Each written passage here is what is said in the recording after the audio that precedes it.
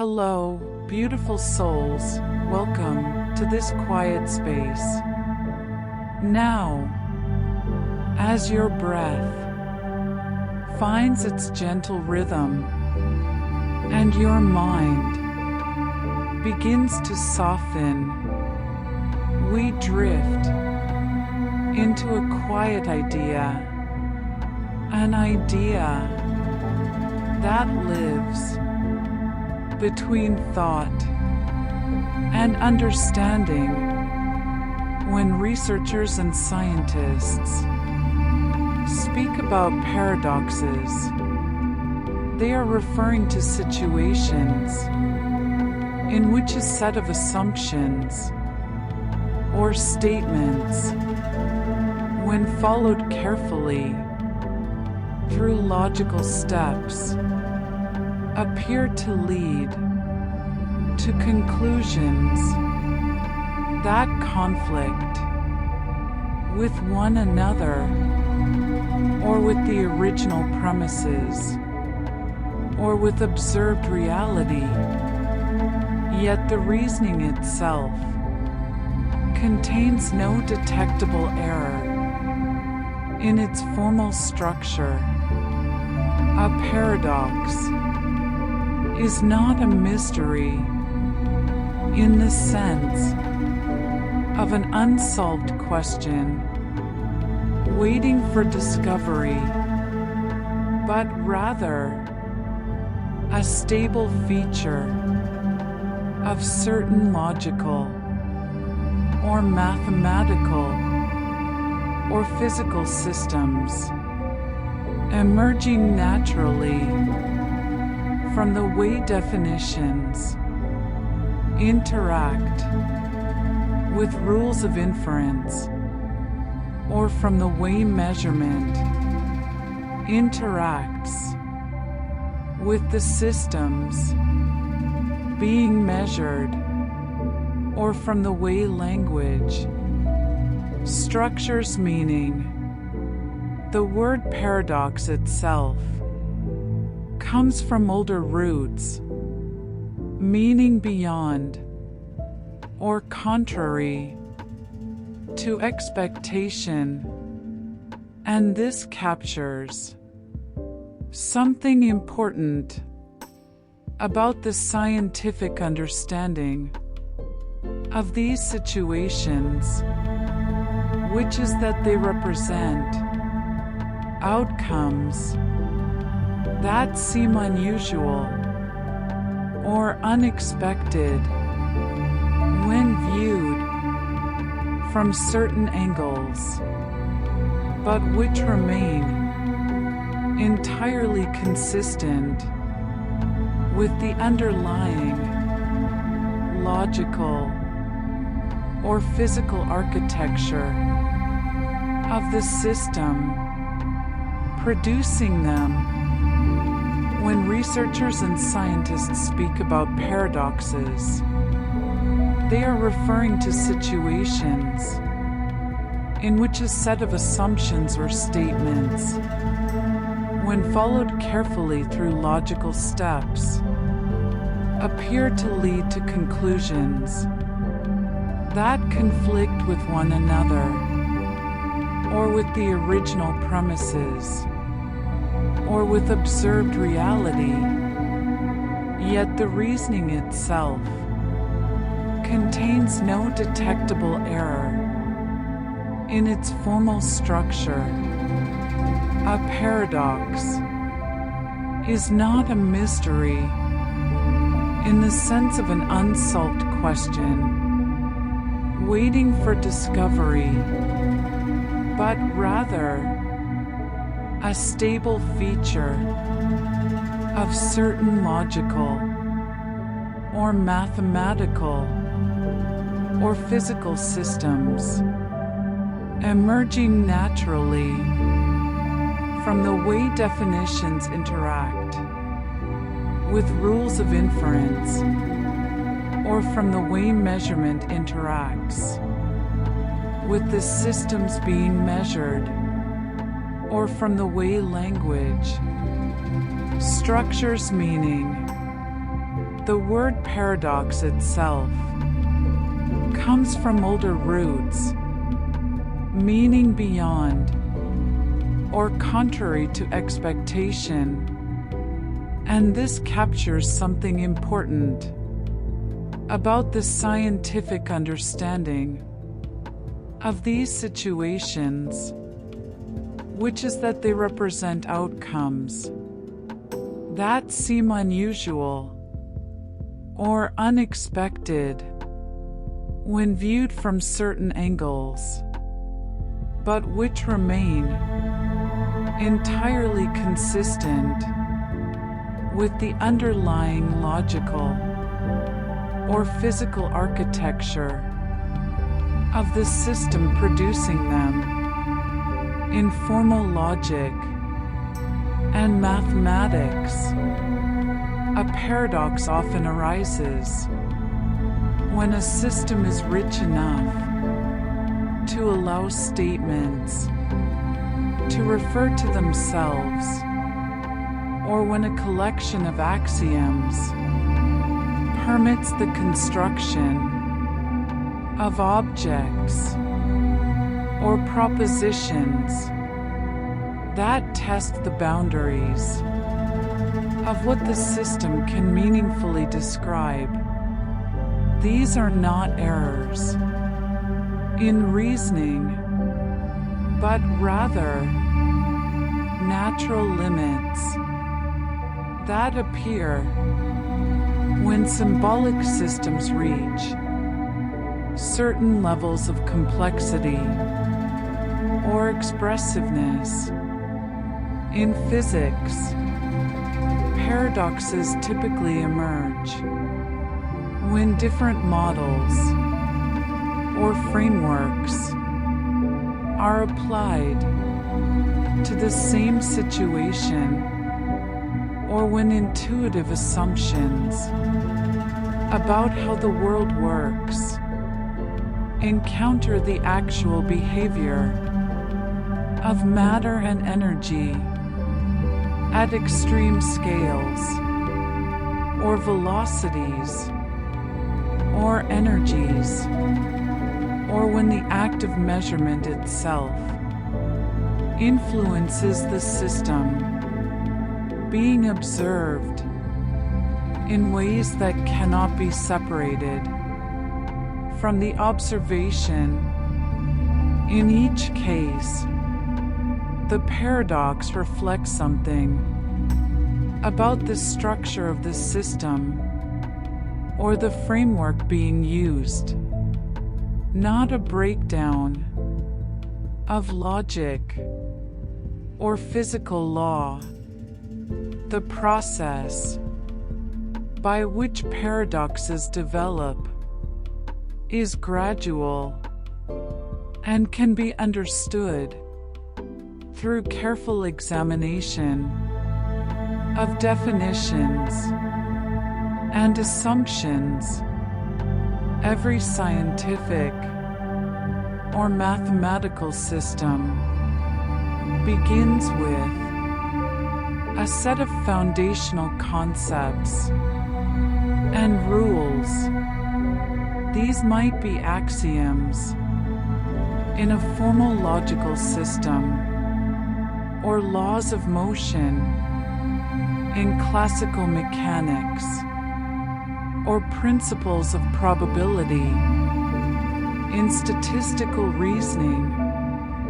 When these foundational elements are combined and extended through valid operations, they generate a network of derived truths and relationships.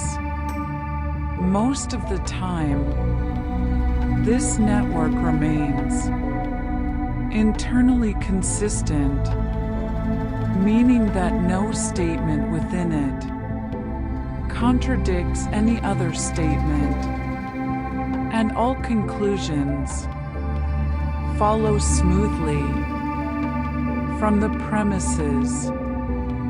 However, in some systems, particularly those that allow sufficient complexity or self-reference or infinite processes, it becomes possible to construct statements or situations that create apparent conflicts, even though every individual step in the construction follows the rules perfectly. Consider how this works in a very simple, formal system. Suppose we define a system with a small number of symbols and rules for combining them. At first, everything behaves predictably. Each symbol has a clear meaning, and each rule transforms symbols in straightforward ways. But if we add the capacity for symbols to refer to entire expressions, including expressions that contain those same symbols, we introduce a kind of feedback loop into the system. Now an expression can effectively point back at itself, and when this happens, certain questions become difficult or impossible to answer within the system's own framework. This is not because the system is broken, but because self-reference creates a structural situation in which the usual methods of evaluation encounter their own limits. The system remains logically valid, but certain constructions within it produce outputs that resist simple classification. In mathematics, this kind of self-reference appears in various forms, and one of the most carefully studied examples involves statements about provability in a sufficiently powerful mathematical system. It becomes possible to construct a statement that essentially says, in the language of that system, this statement cannot be proven within this system. If the statement is false, then it can be proven, but that would mean the system proves false statements, which contradicts the assumption of consistency. If the statement is true, then it cannot be proven, which means the system contains true statements. It cannot demonstrate. Either way, the system faces a limitation, but this limitation does not invalidate the mathematics. Instead, it reveals something about what formal systems can and cannot do. The paradox is not a failure, but a boundary condition a place where the system's own structure becomes visible. This idea that paradoxes represent boundaries rather than breakdowns is central to understanding them scientifically. Physical systems also have boundaries, though they manifest differently than in formal logic. In classical physics, paradoxes often arise when we extend everyday intuitions about motion or causality or measurement into regimes where those intuitions were never tested.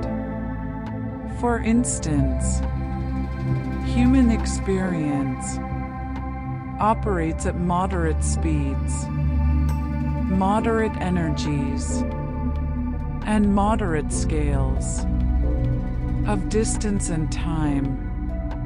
Our intuitive sense of how objects move, how clocks measure time, and how distances remain fixed is built from this narrow range of experience.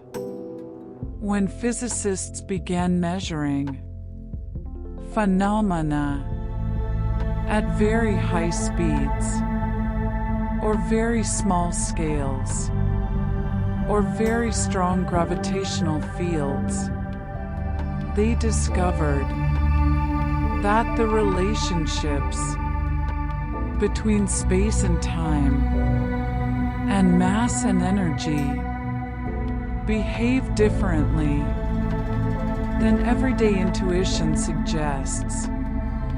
These differences are not paradoxes in the sense of logical contradictions, but they create apparent conflicts when older, intuitive models are applied to new regimes.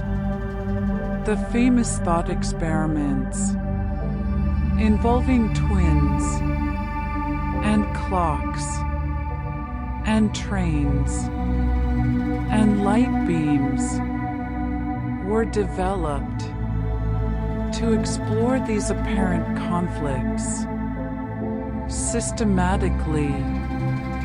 They are not real experimental setups, but carefully controlled, logical scenarios designed to test what happens when the principles of relativity are followed consistently.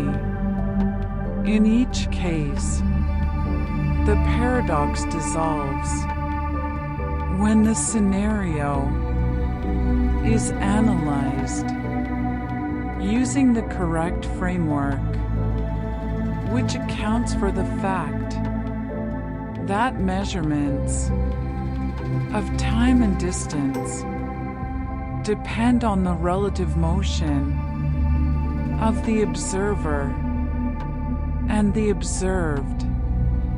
What seems like a contradiction from one perspective becomes a consistent set of relationships when all perspectives are properly accounted for. The resolution is not dramatic or mysterious. It is simply a matter of applying the same rules carefully and recognizing that different observers moving at different velocities will measure different values for the same events, and that these different measurements are all equally valid within their own frames of reference. Human perception plays an important role in the creation of apparent paradoxes, because perception evolved to navigate a very specific environment at a very specific scale. The nervous system processes information about the world in ways that are efficient for survival and interaction, but not necessarily in ways that correspond directly to the underlying physical processes. For example, vision constructs a stable image of the environment from discontinuous samples of light arriving at the retina, and the brain fills in gaps and corrects inconsistencies to create a smooth perceptual experience. This works very well for everyday tasks, but it means that our direct experience of reality is already a kind of interpretation or model, not a raw readout of physical facts. When scientific instruments extend perception beyond its usual range, revealing phenomena that occur too quickly or too slowly, or at too large or too small a scale for direct experience, the resulting observations can seem paradoxical because they conflict with perceptual expectations that were never designed to handle such phenomena. Mathematical systems allow self-reference because they are built from symbols and rules that can be applied to themselves, unlike physical objects, which cannot contain themselves in a literal sense. Mathematical expressions can refer to other expressions, and if the system is sufficiently expressive, some of those references can loop back. This creates a kind of structural recursion where the meaning of an expression depends on evaluating that same expression in formal logic. This is studied carefully, and systems are often classified according to whether they permit self-reference and what kinds of statements can be constructed. If they do, the existence of self-referential statements does not make these systems useless or inconsistent Instead, it defines certain limits on what can be proven or decided within the system, and mathematicians work within those limits, understanding them as features of the logical architecture. Measurement creates limits in observation because the act of measuring a system requires some form of interaction between the measuring device and the system being measured.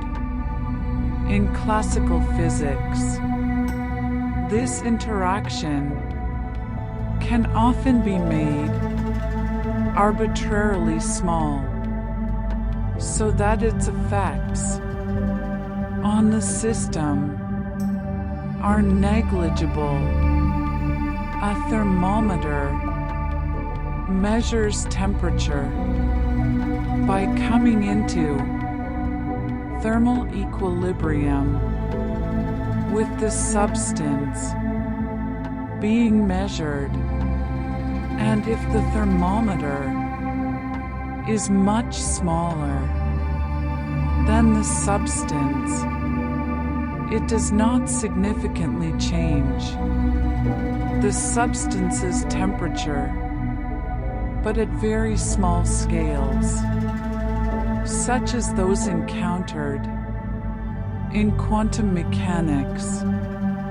The measuring device and the system being measured are often comparable in size or energy, and the interaction between them cannot be made negligible.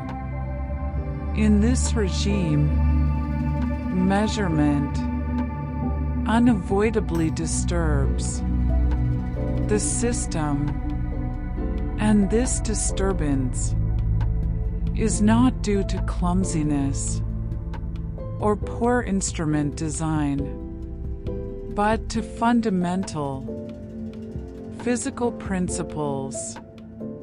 The uncertainty that appears in these measurements is not a lack of knowledge that could be overcome with better tools, but a reflection of the fact that certain pairs of physical quantities cannot both be measured with arbitrary precision simultaneously. This is a property of the systems themselves, not a limitation of the observer. Time-based paradoxes, particularly those involving causality or simultaneity, depend on frame of reference, because time is not an absolute background against which events occur, but rather a dimension that is measured relative to the state of motion of the observer. In Newtonian physics, time was assumed to flow uniformly for all observers, so that everyone would agree on whether two events happened at the same time, and on the order in which events occurred. Experiments with light and with high-speed particles, revealed that this assumption does not hold. Two observers moving at different velocities relative to one another will not always agree on the timing or ordering of events. This is not a perceptual illusion or a failure of synchronization, but a genuine physical fact about how time behaves. The resolution of time-based paradoxes comes from recognizing that statements like "these two events happened at the same time," or "this event caused that event," are only meaningful when the frame of reference is specified. Once the frame is specified, the relationships between events become clear and consistent, even though different frames yield different descriptions. Infinity creates slow, conceptual conflicts because infinite quantities and processes do not behave like finite ones, and intuitions built from finite experience often fail when applied to infinite cases. In mathematics, infinity is handled carefully through formal definitions and limiting processes. An infinite series, for example, is defined not as a completed sum of infinitely many terms, which would be impossible to carry out, but as the limit of a sequence of finite partial sums. If the partial sums approach a definite value, as more terms are added, the series is said to converge to that value. If they do not approach a definite value, the series diverges. This is a precise, rigorous framework, but it can produce results that seem strange when compared to finite arithmetic. For instance, rearranging the terms of a convergent infinite series can sometimes change its sum, which never happens with finite sums. This is not a contradiction, but a reflection of the fact that infinite processes introduce subtleties that do not exist in finite cases. Paradoxes involving infinite sets often revolve around the fact that infinite sets can be placed in one-to-one correspondence with proper subsets of themselves.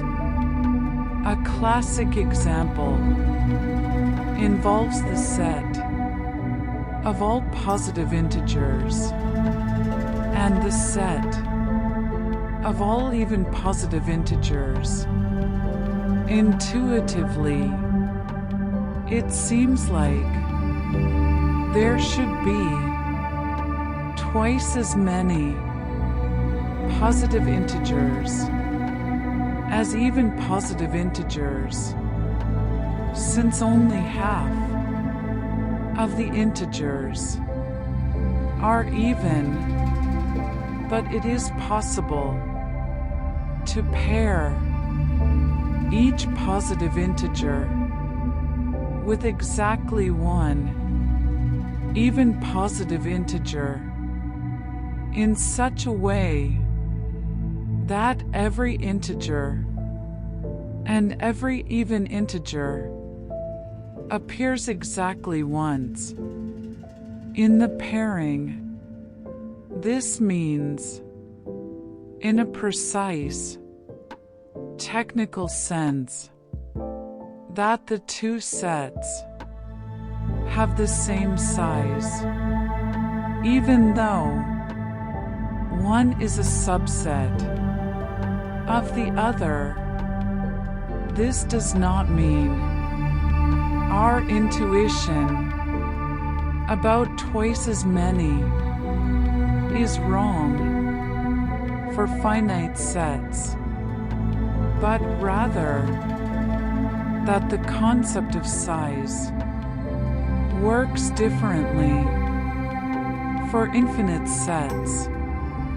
The paradox is resolved by recognizing that different notions of size or quantity apply in finite and infinite contexts, and by being careful about which notion is being used in any given situation, probability can produce counterintuitive outcomes, because probabilistic reasoning deals with uncertainty in systematic ways that often conflict with informal or intuitive judgments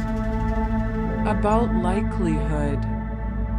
Human intuition about randomness and chance is notoriously unreliable. People often see patterns in random sequences, underestimate the frequency of coincidences, and misjudge the likelihood of compound events. Formal probability theory provides rules for calculating likelihoods based on well-defined models of random processes, and when these rules are applied correctly, they sometimes yield results that seem surprising or paradoxical. These results are not errors in the mathematics, but indications that intuition is not a reliable guide to probabilistic reasoning. One well-known probabilistic scenario involves updating beliefs in light of new evidence.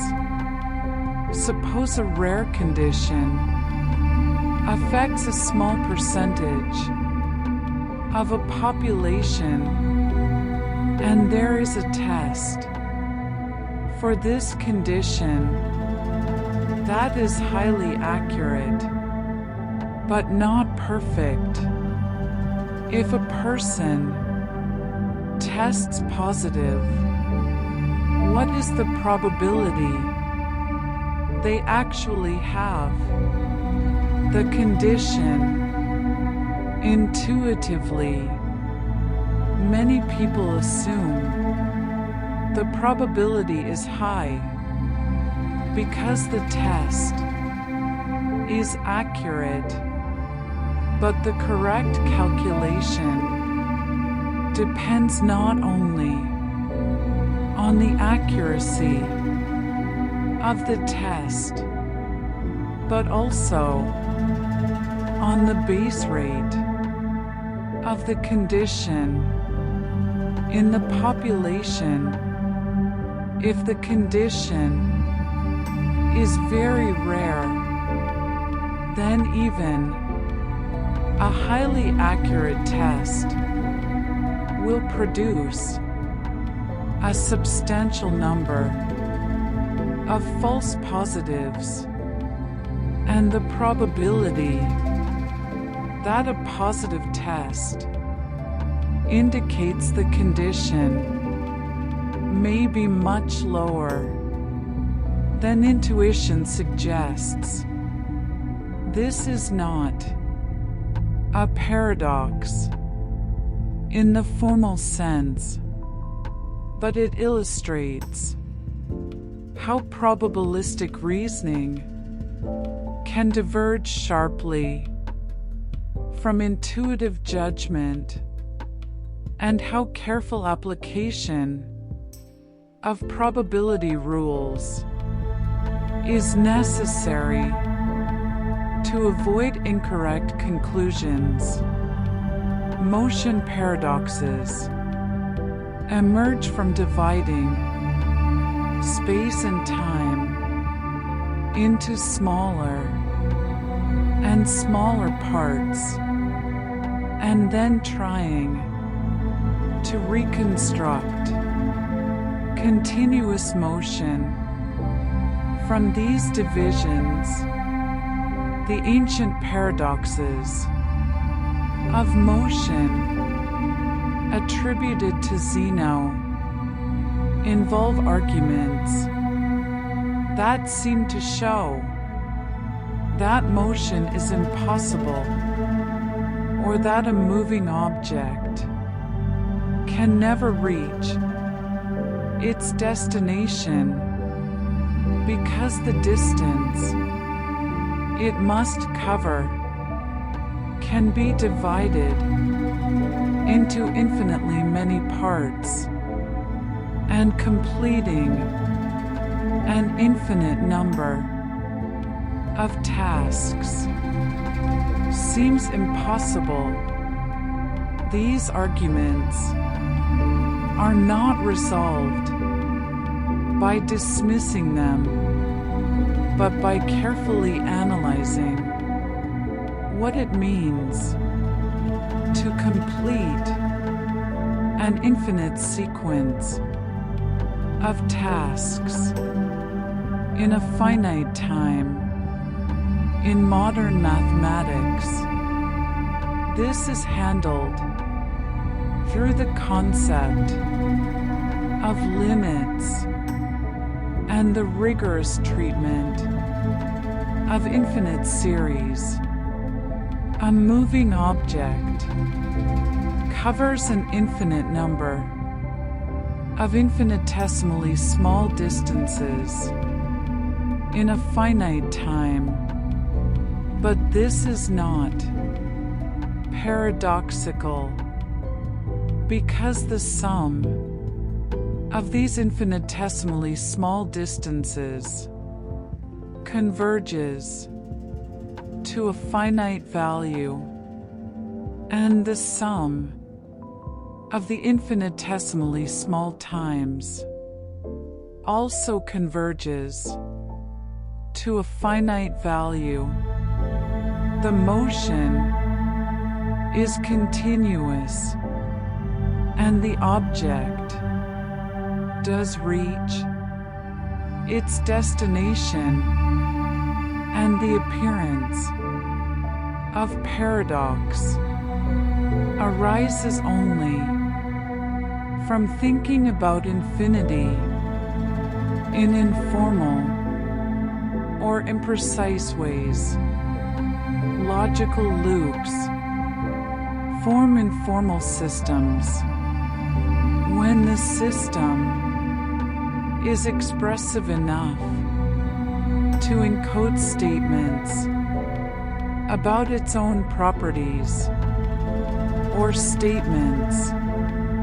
This kind of self-reference is what allows certain paradoxes to be constructed in natural language.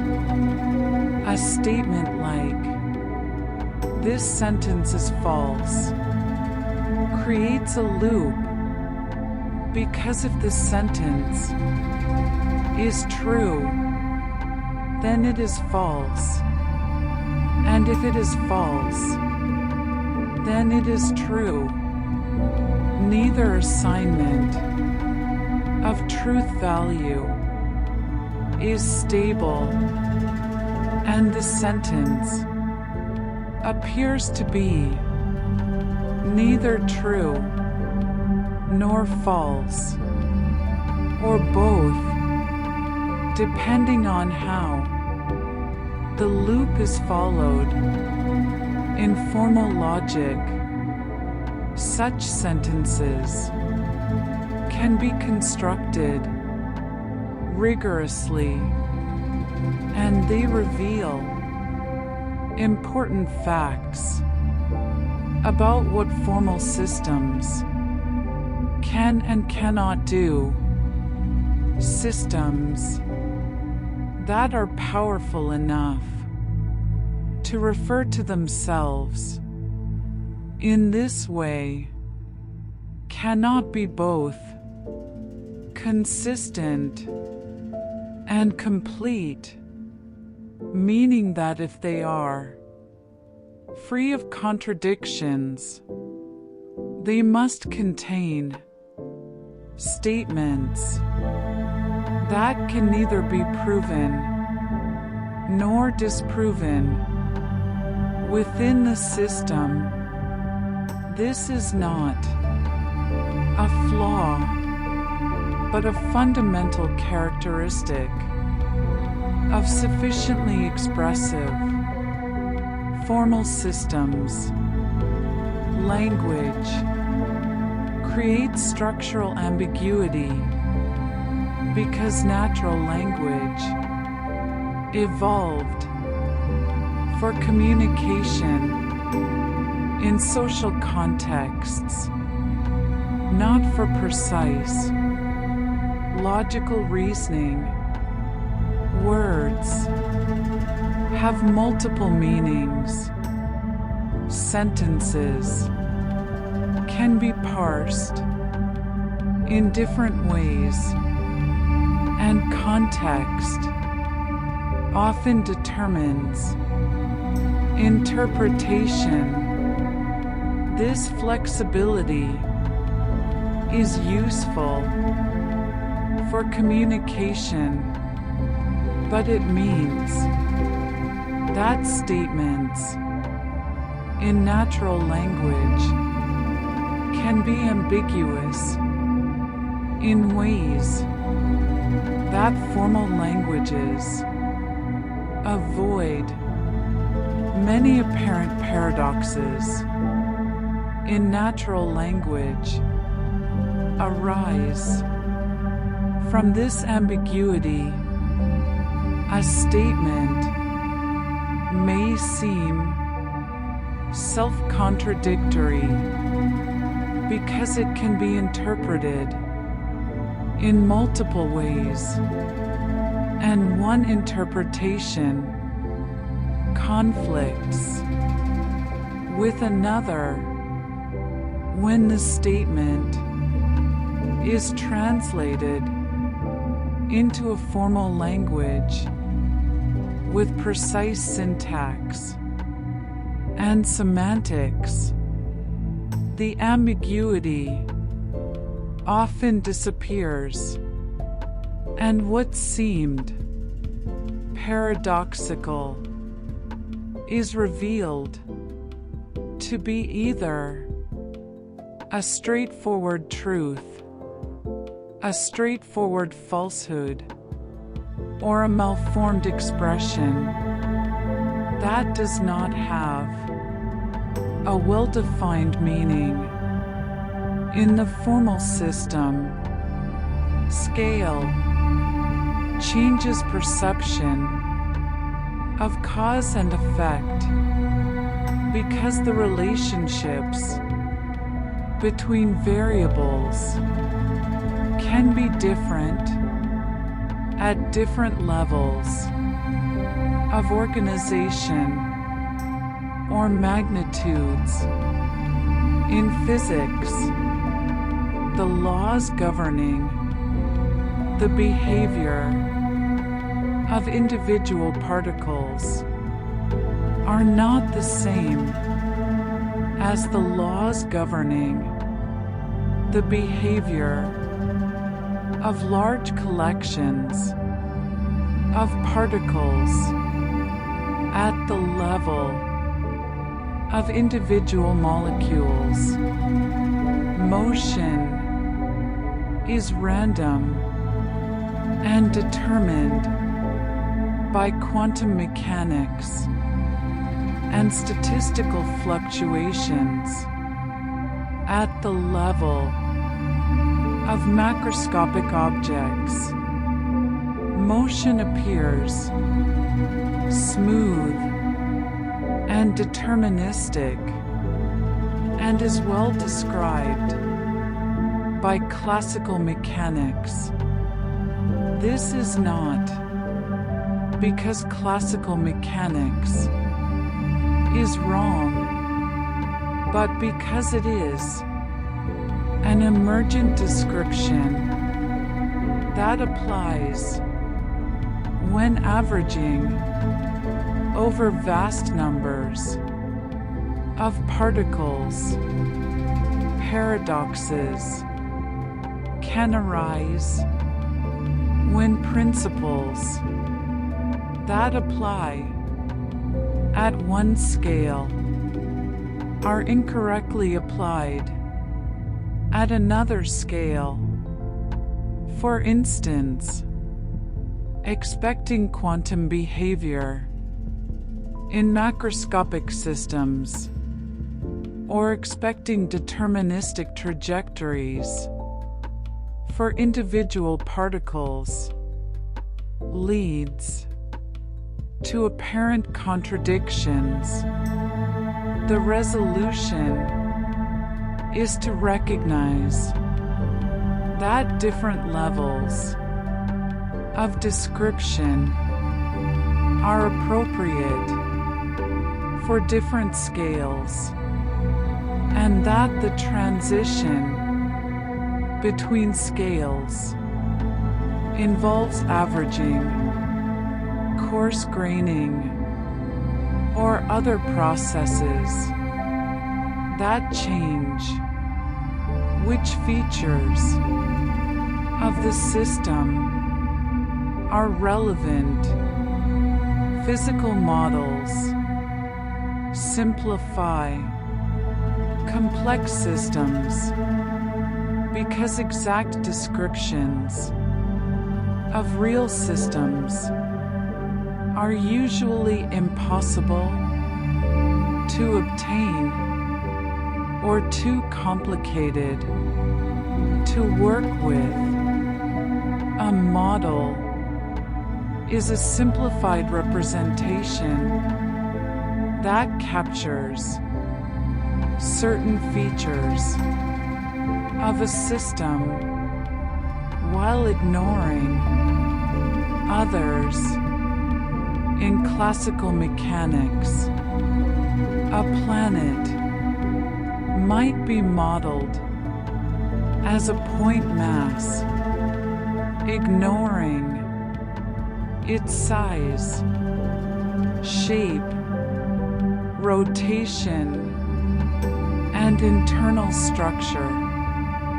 This simplification makes the mathematics tractable and gives accurate predictions for many purposes, but it is not a complete description of the planet.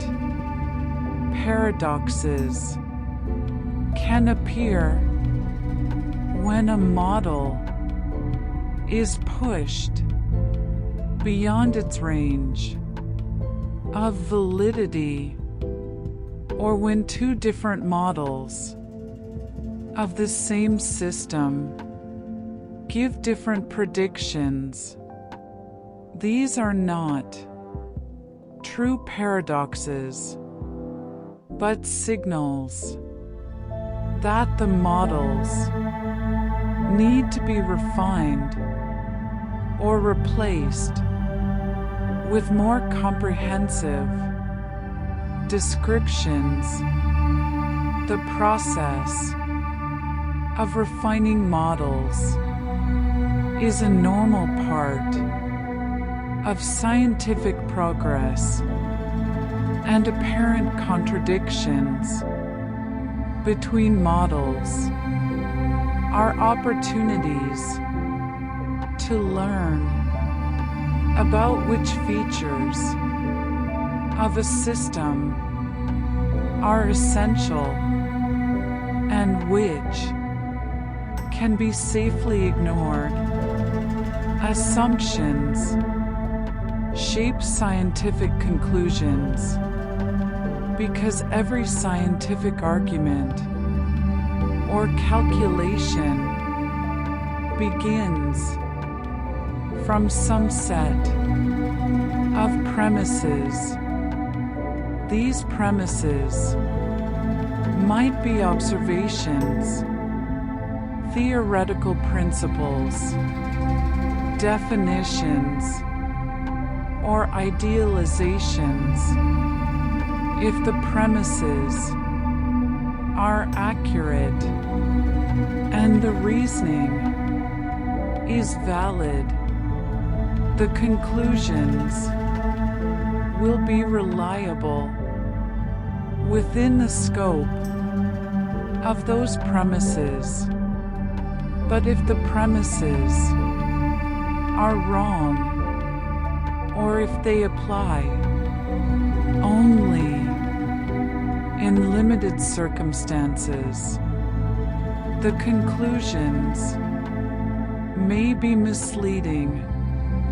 Many scientific paradoxes are resolved by identifying and re-examining the assumptions on which they rest.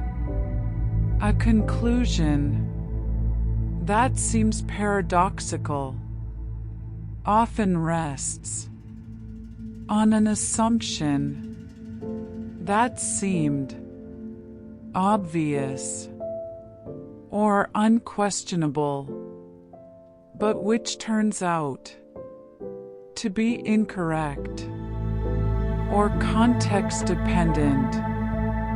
Once the faulty assumption is identified and replaced with a more accurate one, the paradox dissolves.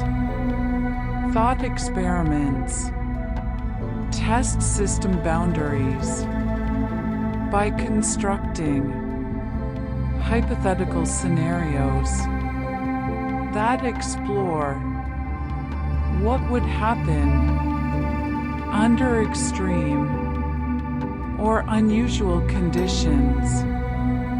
These scenarios are not meant to be carried out in practice, but to clarify the logical implications of a theory or framework.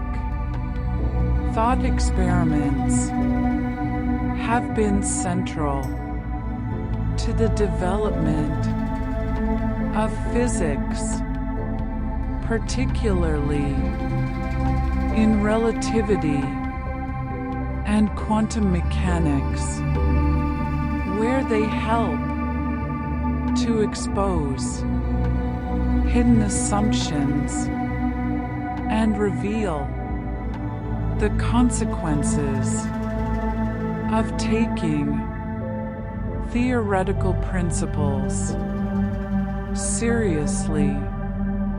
A thought experiment typically involves imagining a situation that is possible in principle, but difficult or impossible to realize in practice, and then reasoning carefully about what the theory predicts would happen if the prediction seems paradoxical or contradicts intuition.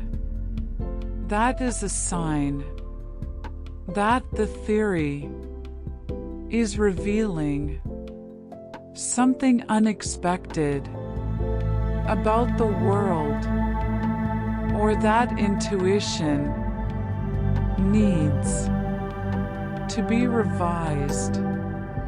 The paradox is not a failure of the theory, but an indication of where it diverges from everyday experience. Paradoxes repeat across different fields of science because similar logical structures and similar kinds of reasoning appear in many contexts. Self-reference, infinity, measurement limits, and frame dependence are themes that arise in logic, mathematics, physics, and even in some areas of biology and computer science. This repetition is not coincidental, but reflects deep structural similarities in how these fields construct knowledge and test ideas. A paradox in logic involving self-reference has formal parallels to a paradox in physics involving feedback loops or recursive dynamics.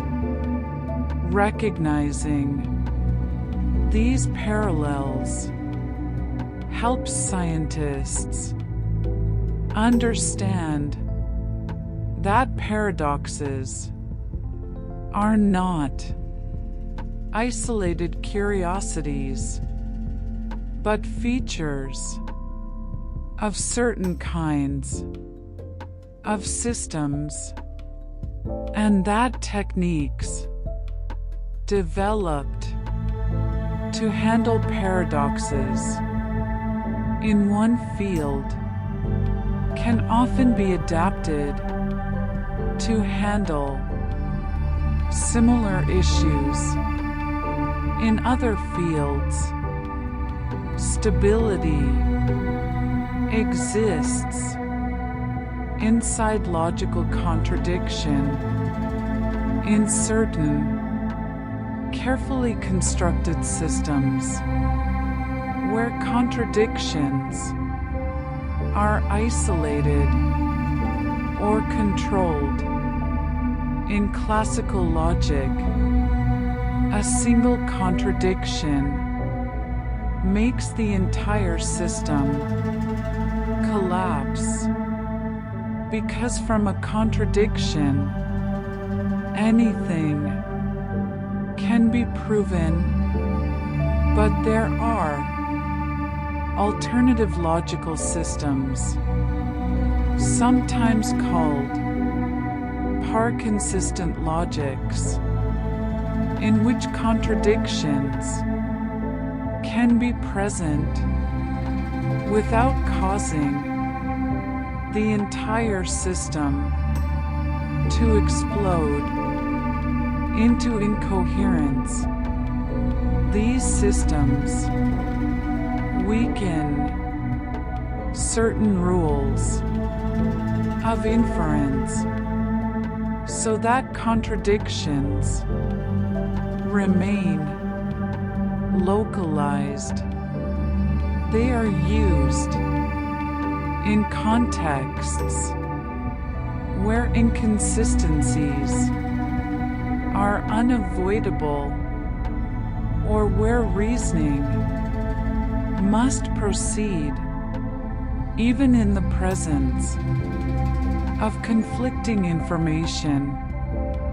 This does not mean that contradictions are desirable or that anything goes, but it shows that the relationship between contradiction and coherence is more subtle than classical logic suggests, and that stability can be maintained even when some parts of a system are in tension with others. Uncertainty appears in precise measurements because precision in one quantity often comes at the cost of precision in another. This is most famously expressed in quantum mechanics through the uncertainty principle, which states that certain pairs of physical properties, such as position and momentum, cannot both be measured with perfect accuracy. This is not because of technological limitations or noise in the measurement apparatus, but because the physical state of a system simply does not possess definite values for both properties simultaneously. A system can be in a state where its position is well defined, but then its momentum is uncertain, or vice versa. This is a fundamental feature of quantum systems, not a failure of measurement, and it reflects the wave-like nature of matter at small scales. The uncertainty is not randomness or ignorance, but an intrinsic property of the system itself. Information limits create observational gaps because gathering information about a system requires interaction with that system, and interactions require time and energy.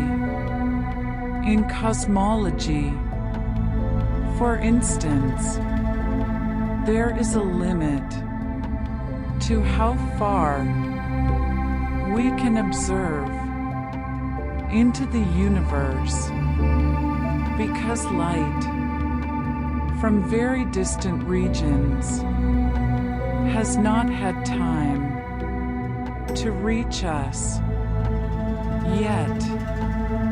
This creates an observational horizon beyond which we cannot see, not because of technological limitations, but because of the finite speed of light and the finite age of the universe.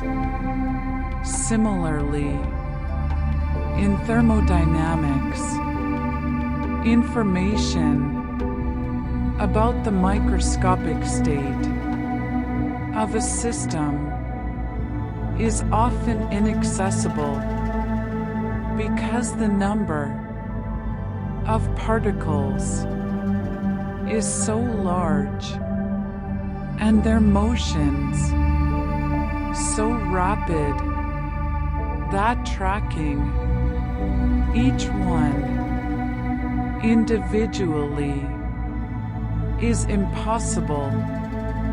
Instead, macroscopic properties like temperature and pressure are used, which represent averages over vast numbers of particles. The loss of microscopic information is not a failure of the theory, but a practical necessity, and thermodynamics is formulated in such a way that these macroscopic averages are sufficient to make accurate predictions. Physical reality remains consistent despite paradoxes, because the paradoxes are features of the models and frameworks we use to describe reality, not of reality itself. The universe does not contain contradictions in the sense that it does not violate its own laws. When a scientific model produces a paradox, that is a signal that the model needs to be refined, or that the assumptions underlying the model need to be re-examined. The history of physics is full of examples where apparent paradoxes led to major advances. The paradoxes of classical electromagnetism and the motion of light led to the development of special relativity. The paradoxes of blackbody radiation and atomic stability led to the development of quantum mechanics. In each case, the resolution of the paradox required new theoretical frameworks that went beyond the older models, but the new frameworks did not abandon consistency or logic. They simply extended the range of phenomena that could be described consistently.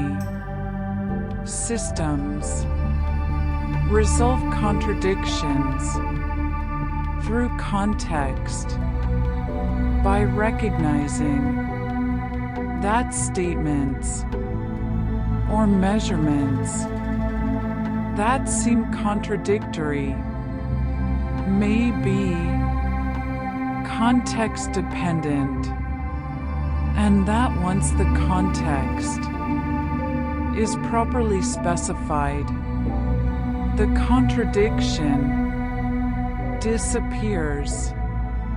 In logic, this might mean specifying the scope of quantifiers or the domain of discourse. In physics, it might mean specifying the frame of reference or the scale at which a description applies.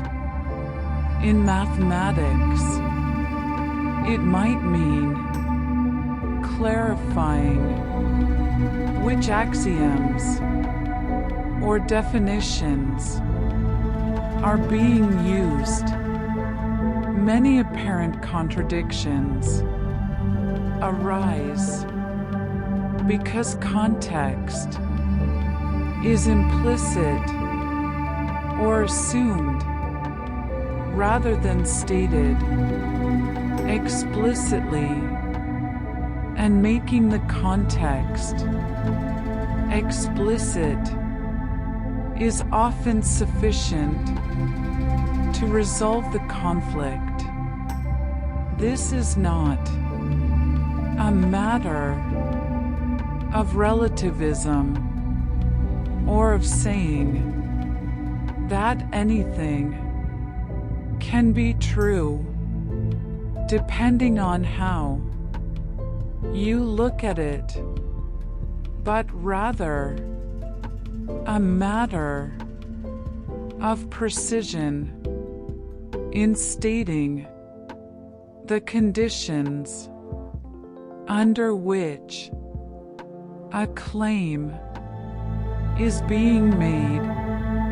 Gradual reasoning reduces apparent conflict by breaking down complex arguments into small, manageable steps and checking each step carefully for validity. Paradoxes often involve reasoning that moves quickly from premises to conclusion, and the speed of the argument can obscure subtle errors or hidden assumptions. By slowing down and examining each inference in detail, it becomes easier to identify where the argument goes wrong or where an assumption is being smuggled in. This process of careful, step-by-step analysis is fundamental to mathematical proof and to rigorous scientific reasoning. It is also a way to train intuition because repeated exposure to detailed arguments helps to develop a sense for which kinds of reasoning are reliable and which are prone to error. Balance appears between logic and observation because science requires both. Logic provides the tools for deriving conclusions from premises and for checking whether arguments are valid. Observation provides the empirical data that test whether theories correspond to reality. A theory that is logically consistent but contradicts observation is wrong, and a collection of observations without a logical framework to organize them is just a list of facts. The interplay between logic and observation is what allows science to progress. Observations suggest patterns which inspire theoretical explanations, which make predictions, which are tested by further observations, which refine the theory, and so on. Paradoxes often arise at the boundary between logic and observation, where a logical argument seems sound but leads to a conclusion that contradicts what is observed, or where observations seem to conflict with one another.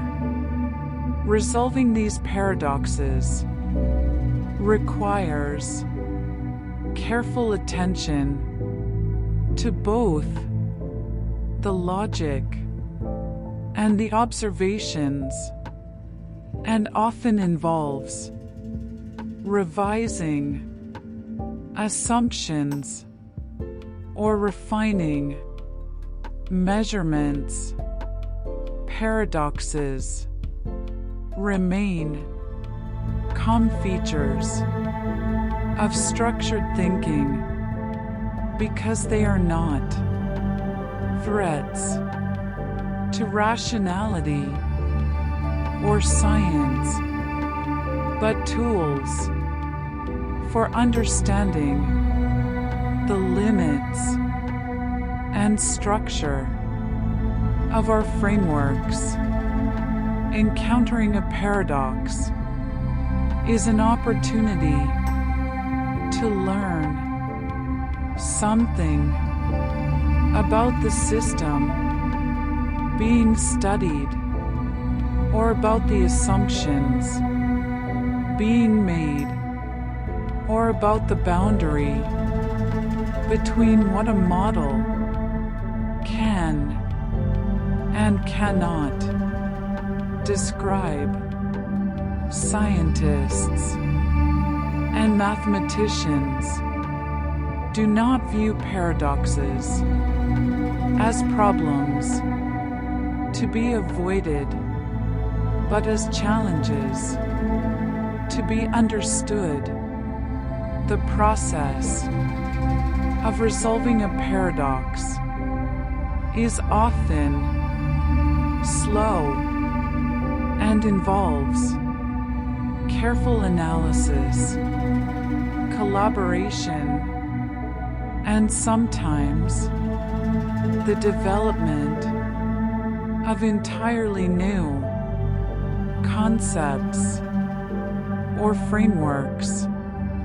But this process is not dramatic or urgent. It is methodical and patient, and it contributes to the gradual accumulation of knowledge and the refinement of understanding. Consistent rules generate unexpected outcomes because even simple rules, when applied repeatedly or in combination, can produce complex behavior. This is seen in mathematics, where simple axioms give rise to rich and sometimes surprising theorems. It is seen in physics, where simple laws of motion led to phenomena like chaos or resonance or phase transitions. It is seen in logic, where simple inference rules can lead to self-referential statements and incompleteness results. The fact that complex or unexpected outcomes arise from simple rules is not a sign that the rules are flawed, but a reflection of the fact that complexity can emerge from simplicity.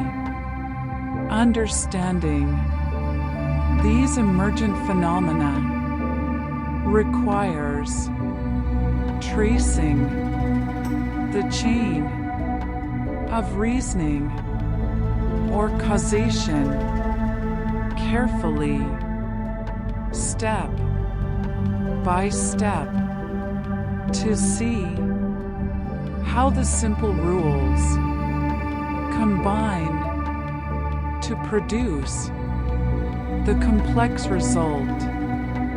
Complex systems allow multiple interpretations because the same system can often be described at different levels of detail or from different perspectives, and these different descriptions may emphasize different features or use different vocabularies.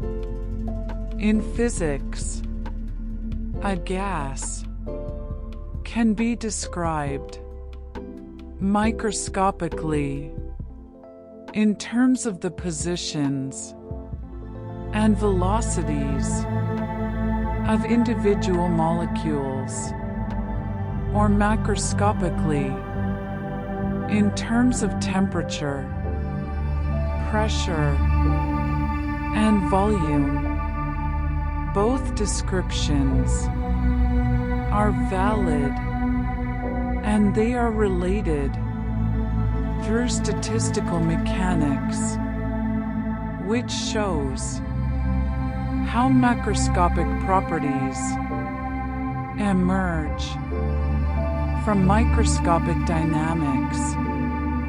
But the two descriptions look very different, and a statement that is natural in one description may be awkward or meaningless in the other. This plurality of descriptions is not a weakness, but a strength, because it allows scientists to choose the description that is most appropriate for the question being asked. Apparent paradoxes can arise when descriptions from different levels are mixed, or when a statement appropriate to one level is interpreted at another level. Scientific frameworks maintain internal order by adhering to strict rules of inference and by subjecting claims to empirical test. A scientific framework is a coherent set of concepts, principles, and methods for studying a particular domain of phenomena. Within a framework, there are clear standards for what counts as evidence, for how arguments should be constructed, and for how theories should be tested. This internal order is what makes science cumulative and self-correcting. Mistakes and false leads are identified and corrected through the same processes that produce new knowledge. Frameworks can be replaced or extended when they prove inadequate, but the replacement is guided by logic and evidence, not by arbitrary choice. The existence of paradoxes within a framework is a sign that the framework is being pushed to its limits, and resolving the paradox may require extending or revising the framework, but this is done carefully and systematically.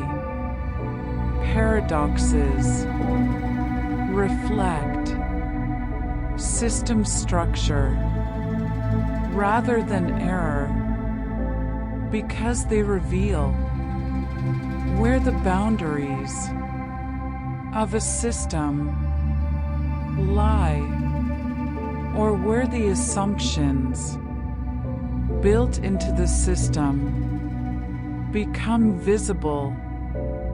A paradox is often a kind of edge case, a situation that tests the limits of what the system can describe or compute.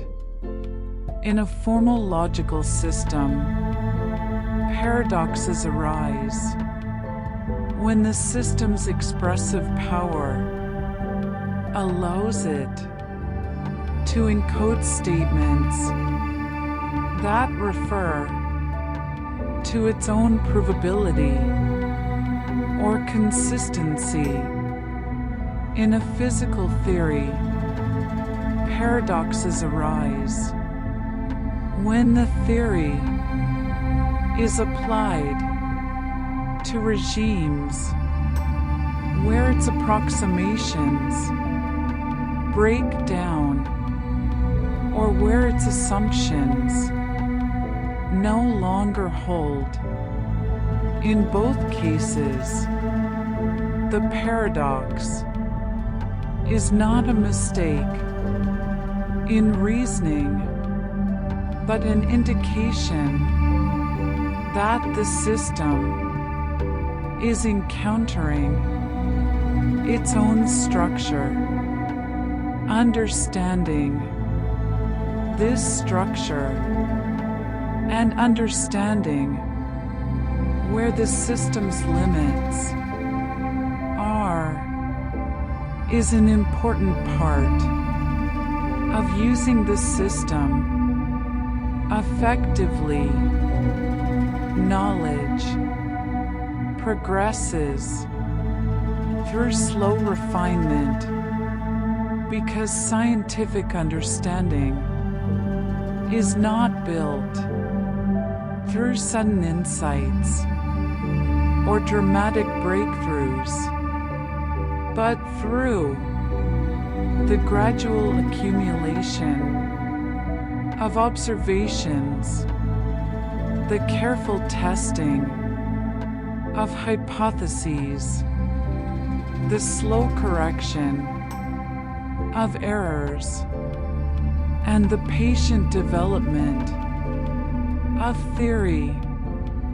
Individual discoveries may seem sudden, but they almost always rest on years or decades of prior work, and their significance often becomes clear only in retrospect.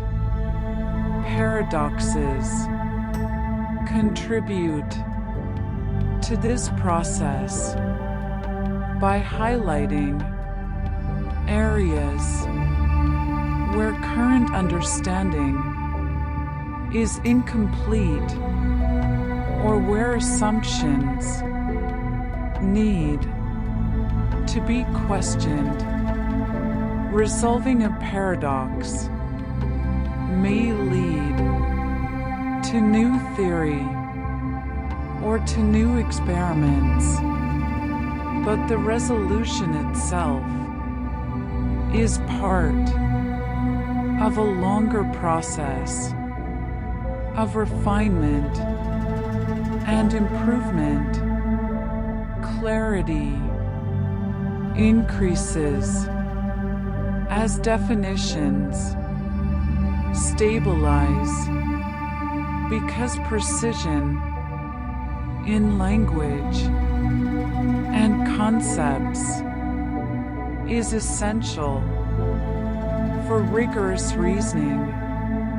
In the early stages of investigating a phenomenon, definitions may be vague or informal, and different researchers may use the same terms in different ways.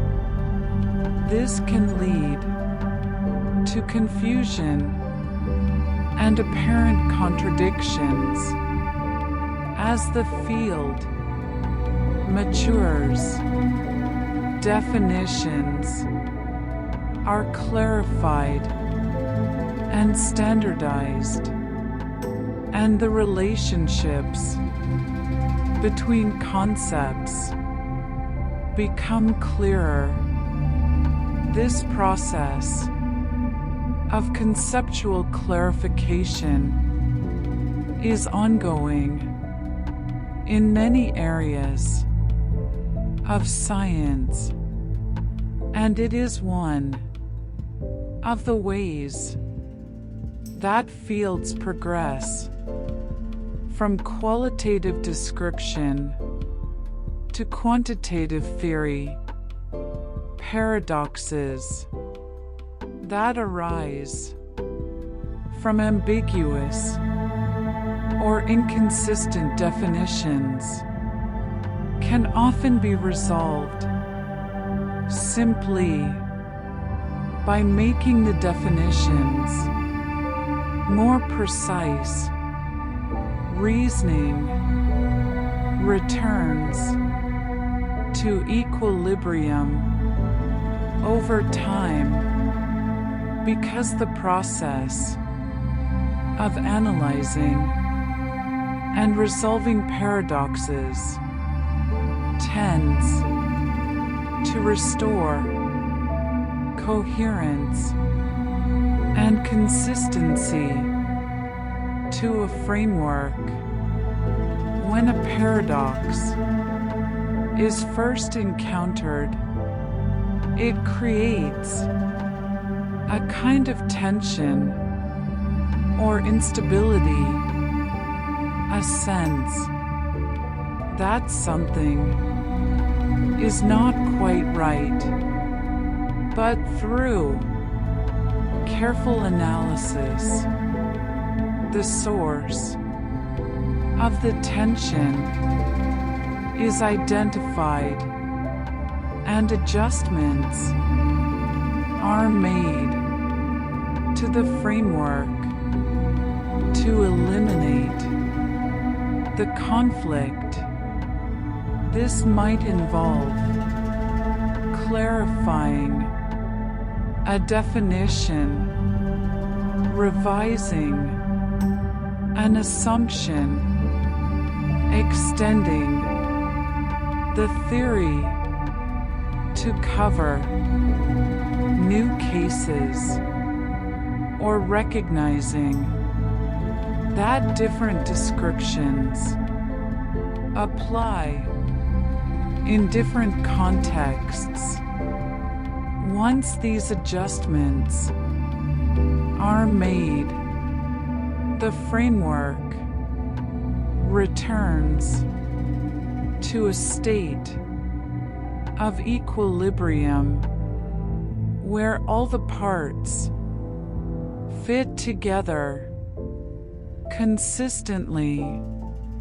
This equilibrium is not static because new observations and new questions can introduce new tensions, but the overall trajectory is toward greater coherence and clarity. When we examine paradoxes more closely, we see that they often involve questions about what happens at boundaries or limits. For instance, consider paradoxes involving division by zero. In ordinary arithmetic, division is defined as the inverse of multiplication. To divide a number by another number is to find what you would multiply the second number by. to get the first number. But if you try to divide by 0, there is no number. You can multiply 0 by to get a non-zero result, because 0 times anything is 0. So division by 0 is undefined, not because mathematicians are avoiding a difficult problem, but because the operation does not have a meaningful answer within the structure of arithmetic. Some students wonder why we cannot simply define division by 0 to equal some particular value, say infinity, but doing so creates inconsistencies elsewhere in arithmetic because it violates the rules that relate division to multiplication and addition. The undefined status of division by 0 is not a gap waiting to be filled, but a boundary condition that preserves the consistency of the number system.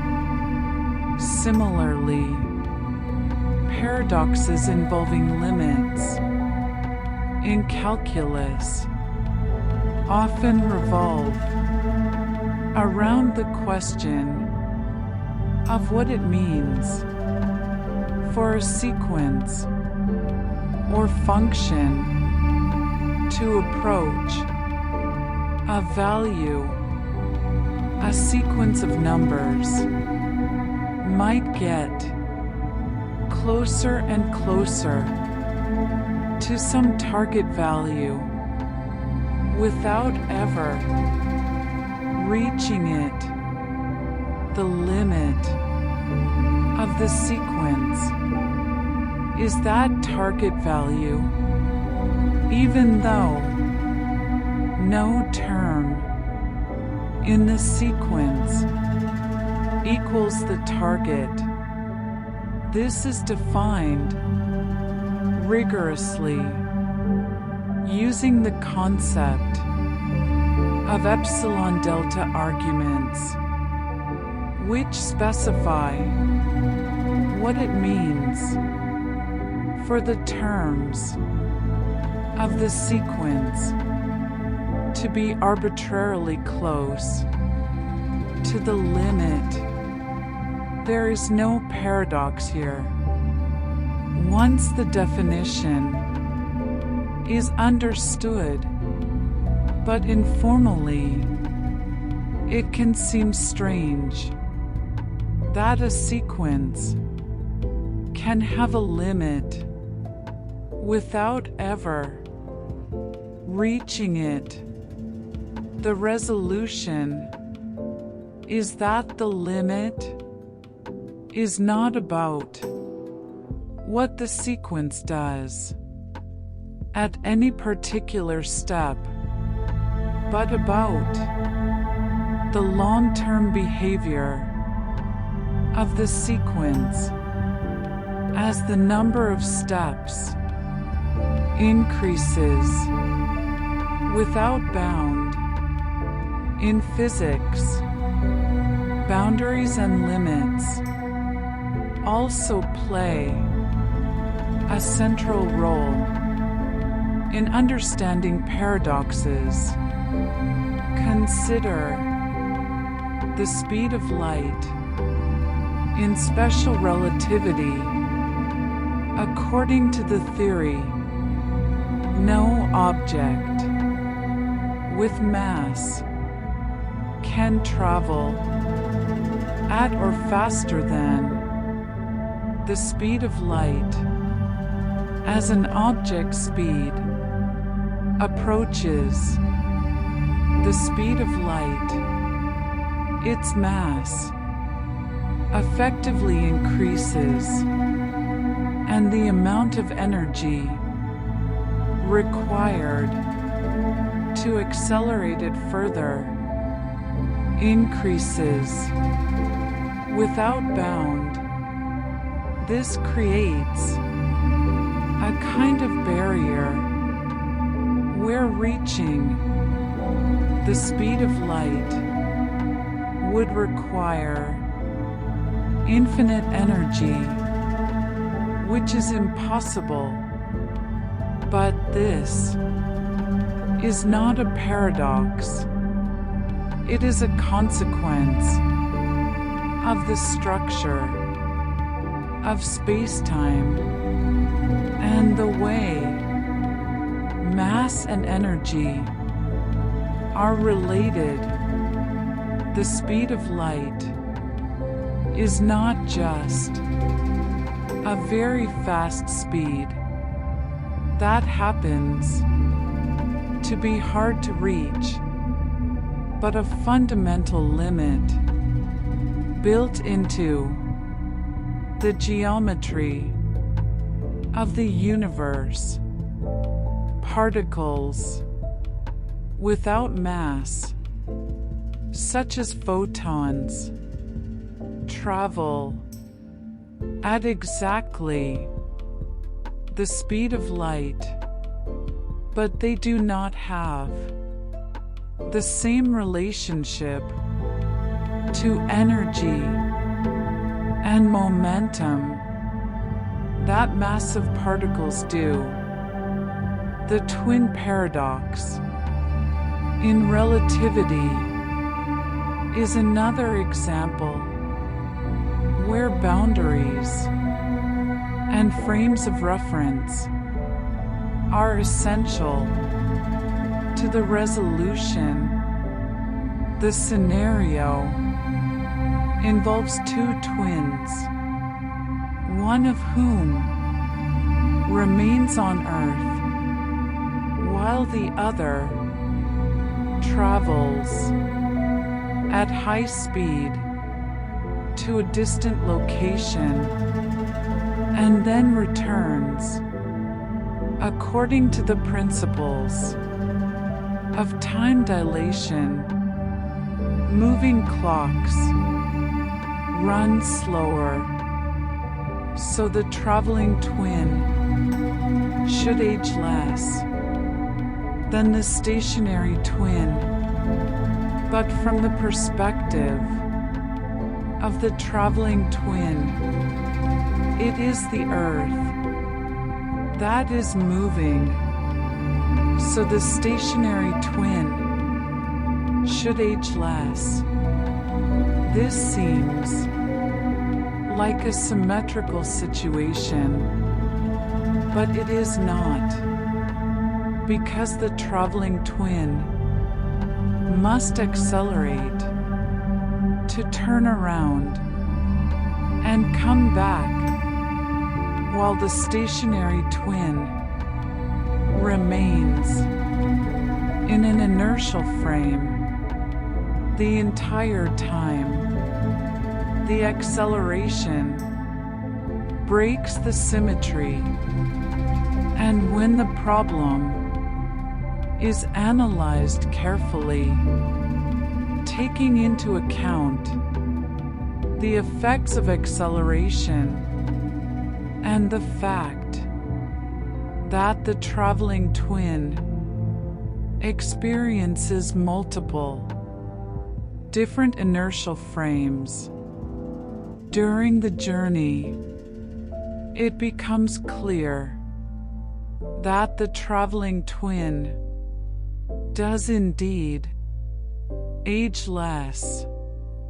There is no contradiction, only a subtle asymmetry that must be accounted for. Quantum mechanics introduces its own set of apparent paradoxes, many of which involve the behavior of particles at very small scales.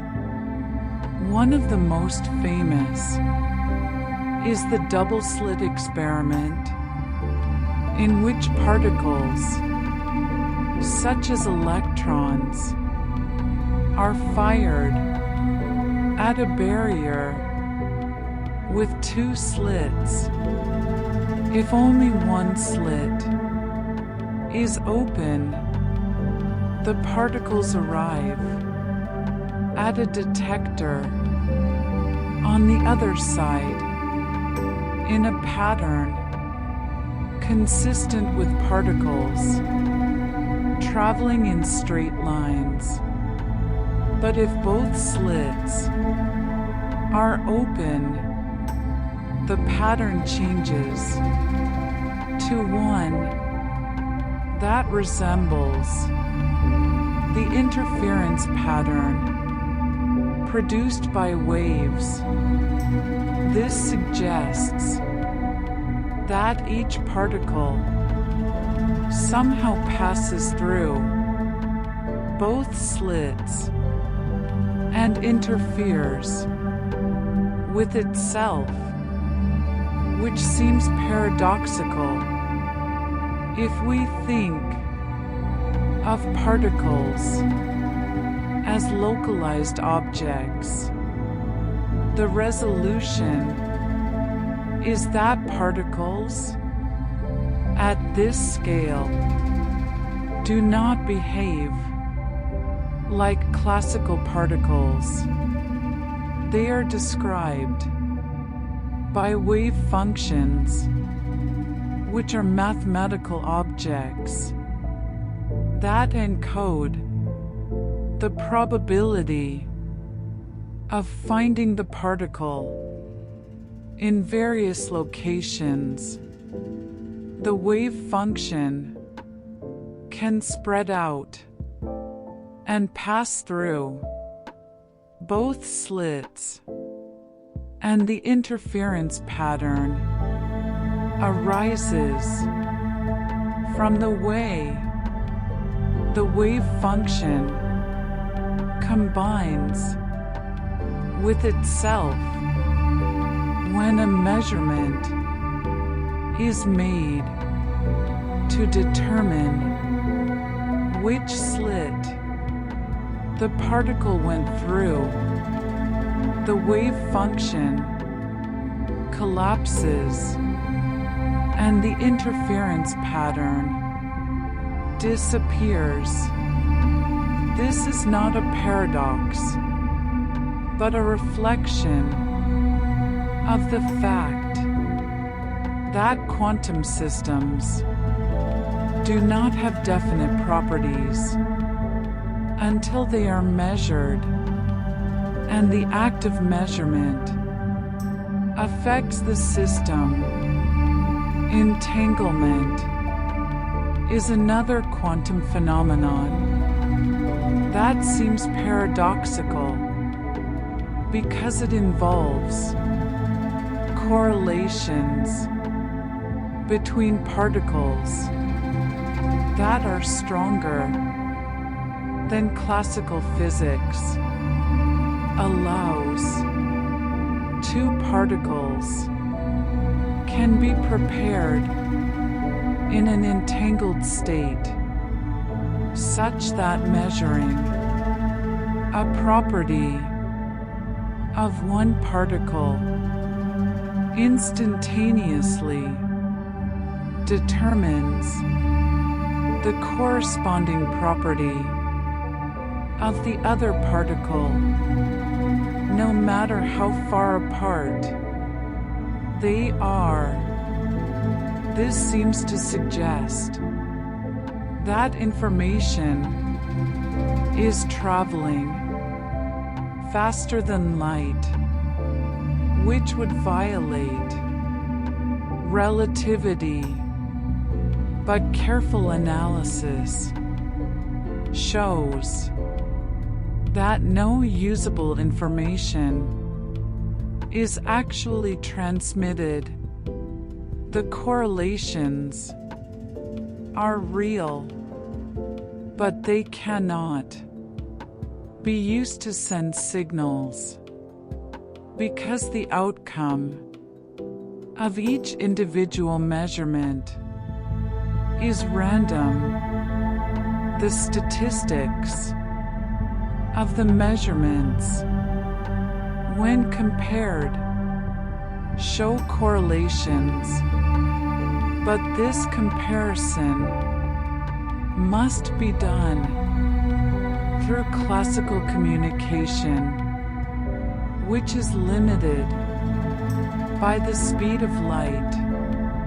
Entanglement is a feature of quantum mechanics that has no classical analog, and it is deeply strange from a classical perspective, but it does not create contradictions with relativity or lead to causal paradoxes. The measurement problem in quantum mechanics is often framed as a paradox, though it is more accurately described as an open question about the interpretation of the theory. The mathematical formalism of quantum mechanics describes how wave functions evolve over time according to a deterministic equation, and it also describes how wave functions collapse when a measurement is made, producing one of several possible outcomes with certain probabilities. But the formalism does not specify exactly what counts as a measurement or what causes the collapse. Different interpretations of quantum mechanics offer different answers to these questions.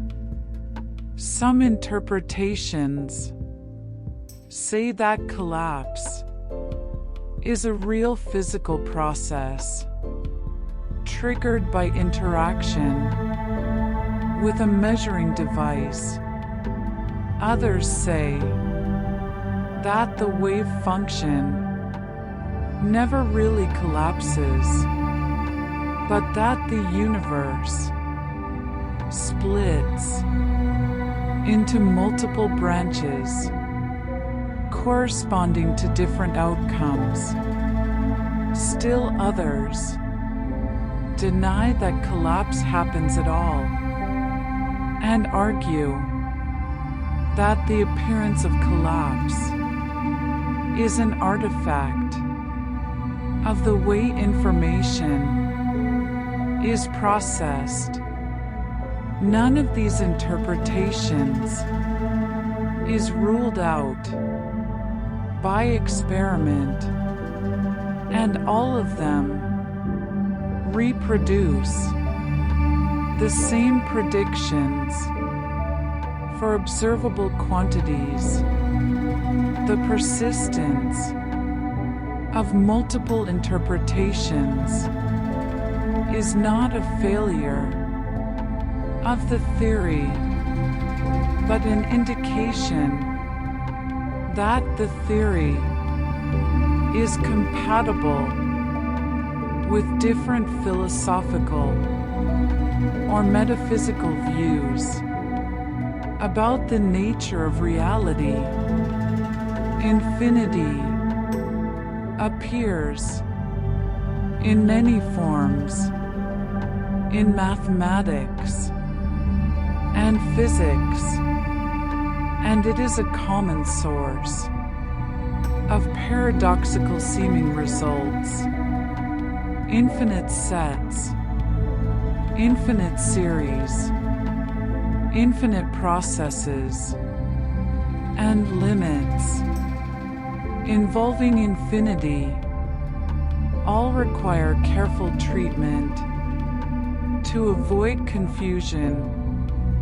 One of the simplest examples is the infinite series 1 + 1/2 + 1/4 + 1/8, and so on, where each term is half the previous term. This series has infinitely many terms, but it does not sum to infinity. Instead, it converges to 2. This can be understood by noting that each partial sum gets closer and closer to 2, and the difference between the partial sum and 2 can be made arbitrarily small by including enough terms. The sum is defined as the limit of the partial sums, and that limit is 2. This is not paradoxical, but it requires understanding the distinction between adding up infinitely many finite numbers and the limit of a sequence of finite sums. Infinite sets have properties that can seem counterintuitive. For example, there are different sizes of infinity. The set of all integers is infinite, and so is the set of all real numbers. But the set of real numbers is, in a precise sense, larger than the set of integers. This is shown by demonstrating that there is no way to pair up the integers with the real numbers such that every real number appears exactly once. Any attempt to list all the real numbers will miss some, no matter how the list is arranged. This means that the real numbers form an uncountably infinite set, while the integers form a countably infinite set. The distinction between countable and uncountable infinity is rigorously defined and has deep implications for mathematics, but it does not create contradictions.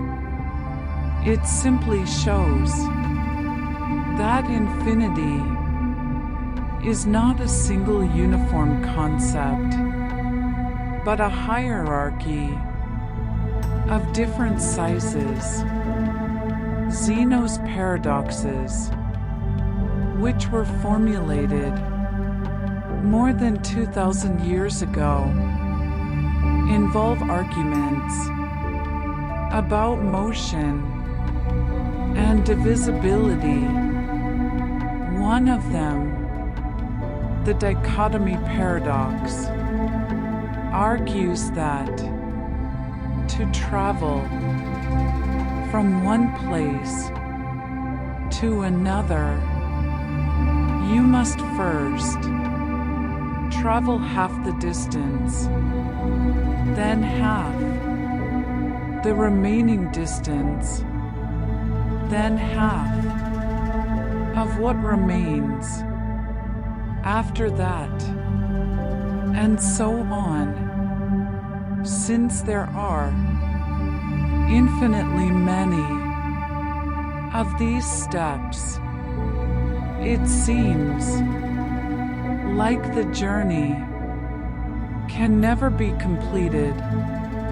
Another, the Achilles and the tortoise paradox, imagines a race in which Achilles gives the tortoise a head start.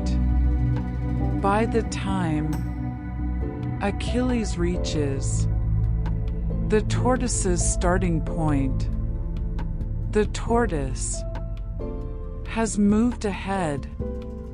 By the time Achilles reaches that new point, the tortoise has moved ahead again. This continues indefinitely, suggesting that Achilles can never overtake the tortoise. These paradoxes are resolved by recognizing that an infinite number of steps can be completed in a finite time. If each step takes less and less time, the total time is the sum of an infinite series. And if that series converges, the sum is finite. Modern mathematics provides the tools to handle such series rigorously, and the paradoxes dissolve when those tools are applied. The liar paradox and related self-referential paradoxes have been studied intensively in logic and philosophy. A sentence that says, "This sentence is false," creates a problem, because if it is true, then it must be false. And if it is false, then it must be true. No consistent truth value can be assigned in formal logic. Such sentences are carefully constructed using techniques from mathematical logic, and they reveal important limitations of formal systems. One response is to conclude that not every grammatically correct sentence has a well-defined truth value. Another response is to develop logical systems that can handle degrees of truth, or that allow for gaps or gluts in truth values. These alternative logics are studied for their theoretical interest and for their applications to reasoning in the presence of vagueness or contradiction. The liar paradox is not a threat to logic, but an example that helps to clarify what logic can and cannot do. Russell's paradox involves the set of all sets that do not contain themselves. If such a set exists, does it contain itself? If it does, then by definition, it should not. If it does not, then by definition, it should. This paradox exposed a problem with naive set theory, which allowed sets to be defined by any property. The resolution was to develop more careful formulations of set theory with rules that avoid allowing such problematic sets to be constructed. Modern set theory, such as Zermelo-Fraenkel's set theory, includes axioms that are designed to permit the construction of all the sets needed for mathematics, while avoiding the paradoxes. This is an example of how encountering a paradox led to the refinement and strengthening of a foundational theory. The Barber paradox is a simplified version of Russell's paradox. In a village, the barber shaves all and only those men who do not shave themselves. Does the barber shave himself? If he does, then he does not. And if he does not, then he does. The paradox is resolved by recognizing that the situation described is impossible. There cannot be such a barber because the conditions are self-contradictory.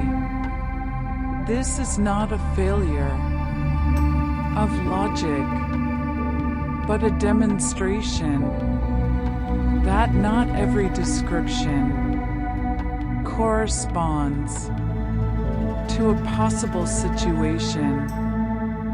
Logic can be used to show that certain combinations of conditions are incompatible, and the Barber paradox is an example of this. In probability theory, several famous problems have paradoxical seeming features. The Monty Hall problem involves a game show where a contestant chooses one of 3 doors, behind one of which is a prize. After the contestant chooses the host, who knows where the prize is, opens one of the other doors to reveal that it does not contain the prize. The contestant is then offered the chance to switch to the remaining unopened door. The question is whether switching increases the probability of winning. Intuitively, many people think that the probability is now 50-50, so switching makes no difference. But careful analysis shows that switching doubles the probability of winning from 1/3 to 2/3. This result surprises many people, but it follows directly from the rules of conditional probability and from the information provided by the host's action. The paradox is not in the mathematics, but in the conflict between the mathematical result and the intuitive judgment. The birthday paradox is another probability result that seems counterintuitive. In a group of just 23 people, there is more than a 50% chance that at least two of them share the same birthday. This seems surprising because there are 365 possible birthdays, and 23 is much smaller than that. But the calculation is not about the probability that someone shares your birthday, but about the probability that any two people in the group share a birthday. The number of possible pairs of people grows quickly as the group size increases, and this drives the probability up.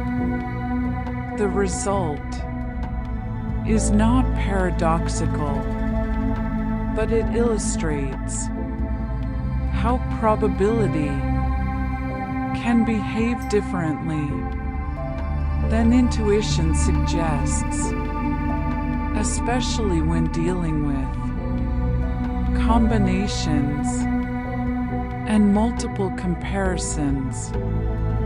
The St. Petersburg paradox involves a gamble where a fair coin is flipped repeatedly until it lands heads. The payout is $2 if heads appears on the first flip, $4 if it appears on the second flip, $8 if it appears on the third flip, and so on, doubling with each additional flip. The expected value of this gamble, calculated using the standard formula, is infinite because each outcome has a finite probability, and the payouts grow without bound. But most people would not pay a very large amount to play this game, even though the expected value is infinite. This suggests a conflict between the mathematical concept of expected value and the intuitive sense of what the gamble is worth. The paradox has led to developments in decision theory, including the concept of diminishing marginal utility, which recognizes that additional dollars are worth less as total wealth increases when utility, rather than raw dollars, is considered. The paradox can be resolved, and the value of the gamble becomes finite. Simpson's paradox is a statistical phenomenon in which a trend that appears in several different groups of data reverses when the groups are combined. For example, a treatment might be more effective than a control in each of several subgroups. But when the data from all subgroups are pooled, the control appears to be more effective. This happens when the sizes of the subgroups and the baseline rates of success are different across groups in such a way that the aggregation distorts the comparison. The paradox is not a failure of statistics, but a warning that aggregated data can be misleading if relevant factors are not taken into account. The resolution is to be careful about how data are combined and to consider the structure of the data and the causal relationships between variables. Newcomb's paradox is a problem in decision theory that involves a game with two boxes. One box is transparent and contains $1,000. The other box is opaque and contains either $1 million or nothing. A predictor who has been correct in past predictions with high accuracy has already decided whether to put the $1 million in the opaque box based on a prediction of what choice the player will make. The player can choose to take only the opaque box, or to take both boxes. If the predictor predicted that the player would take only the opaque box, it put the $1 million in. If it predicted that the player would take both boxes, it left the opaque box empty. The question is what the player should do. One argument says to take both boxes because the predictor has already made its decision, so the contents of the opaque box are fixed, and taking both boxes gives you at least as much as taking one.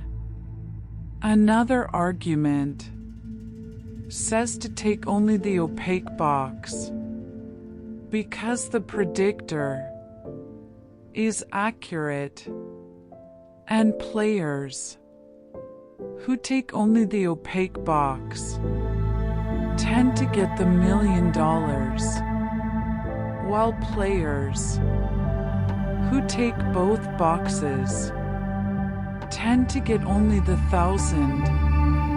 The paradox arises because both arguments seem compelling, but they lead to opposite recommendations. The problem has been debated extensively, and different decision theories give different answers. It highlights the difficulty of reasoning about decisions when predictions and choices are interdependent. Arrow's impossibility theorem is a result in social choice theory. It shows that no voting system can satisfy a certain set of reasonable seeming criteria simultaneously. Specifically, there is no way to aggregate individual preferences into a collective preference that is always complete and transitive, that respects unanimity, that is not dictatorial, and that is independent of irrelevant alternatives. This is not a paradox in the sense of a logical contradiction, but it is surprising and somewhat counterintuitive. It shows that there is no perfect voting system, and that any system must violate at least one of the criteria.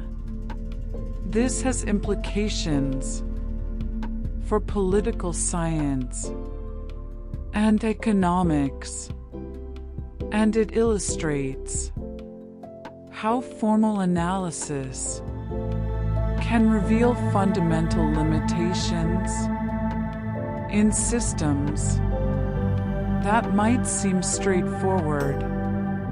The paradox of the heap, or the Sorite's paradox, involves vagueness.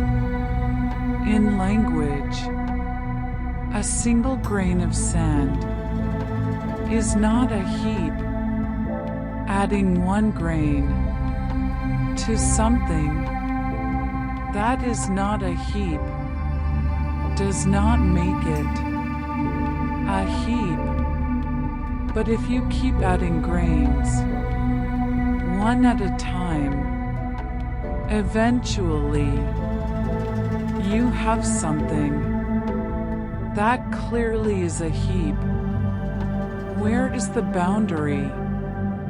The paradox arises because the concept of a heap is vague, and there is no precise number of grains that separates heaps from non-heaps.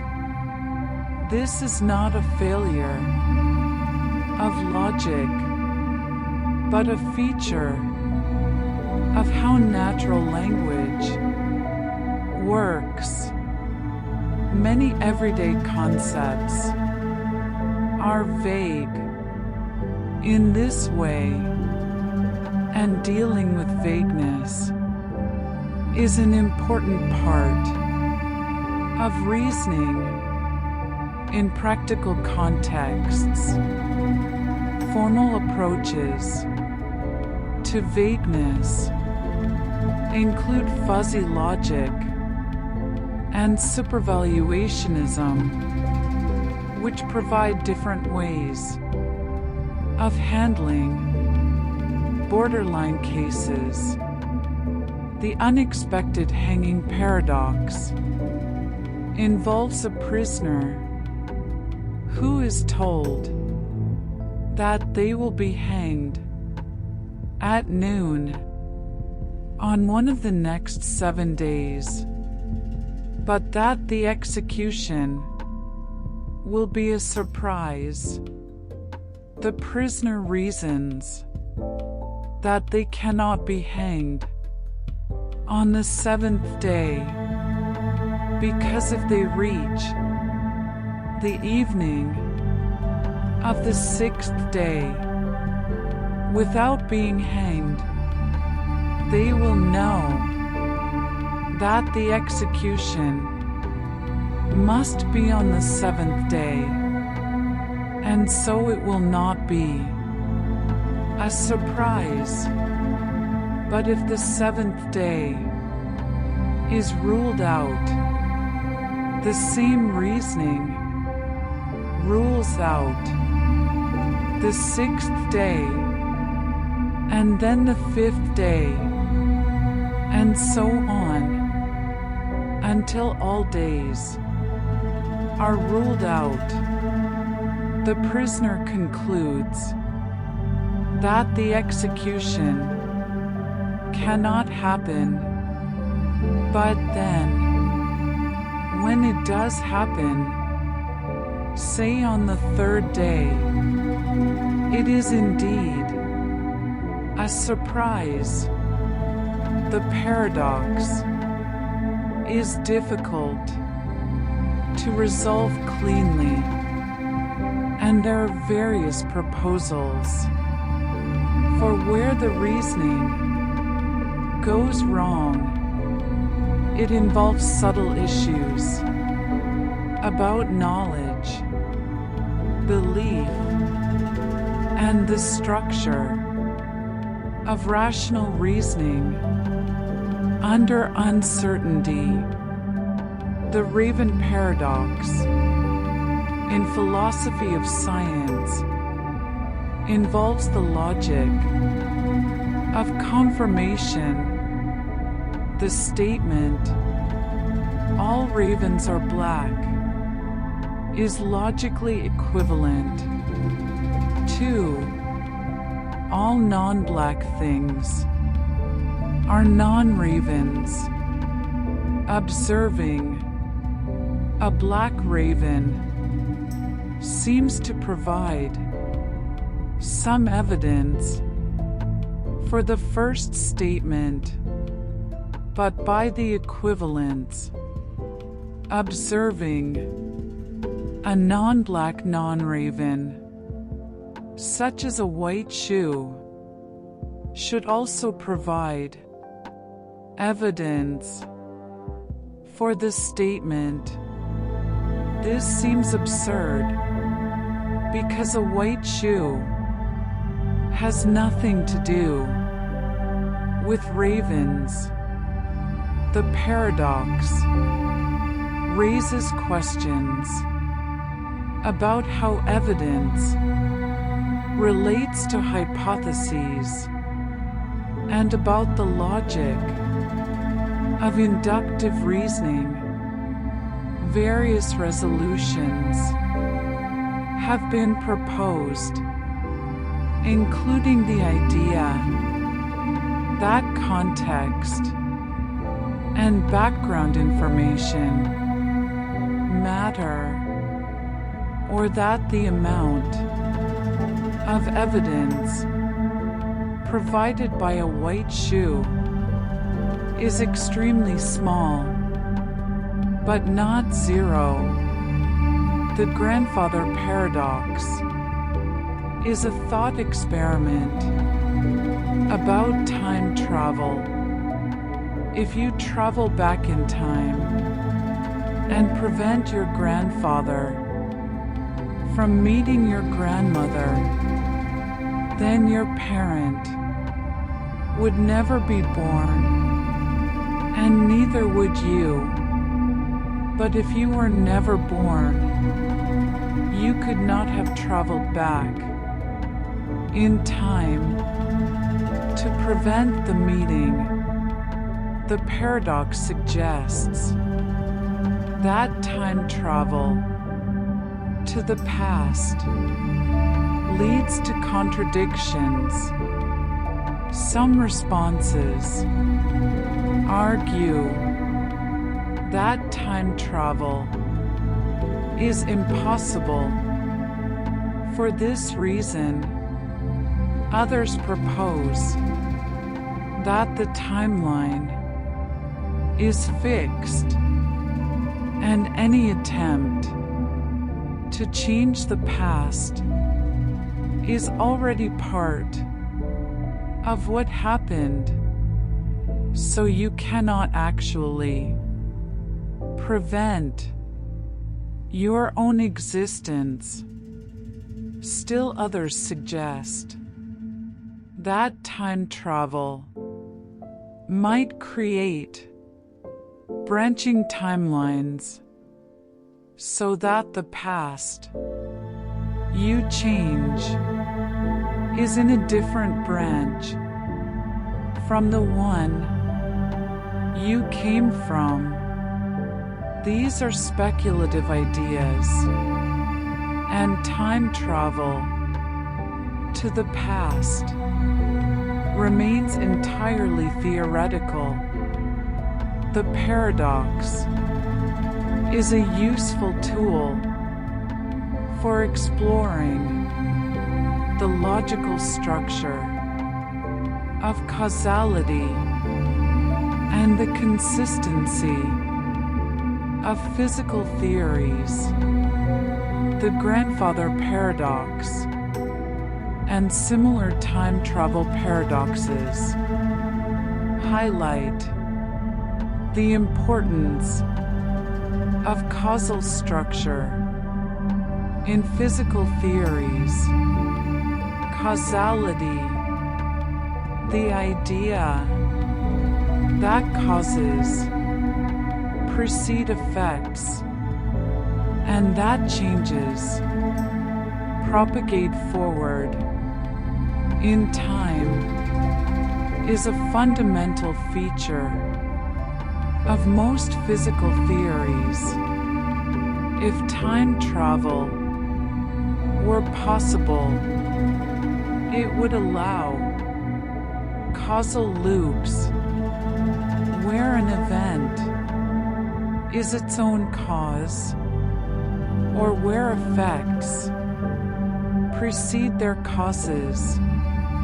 Some theories of space-time, such as general relativity, permit solutions that include closed time-like curves, which are paths through space-time that loop back on themselves. These solutions are mathematically valid, but whether they correspond to anything physically realizable is unclear.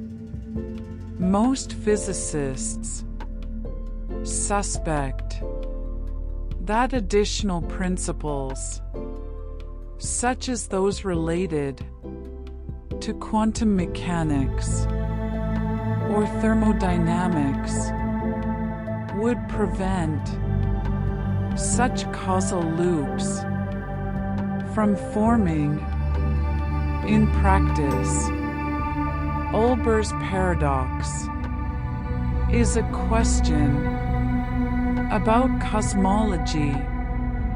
If the universe is infinite, eternal, and uniformly filled with stars, then every line of sight should eventually intersect a star, and the night sky should be as bright as the surface of a star.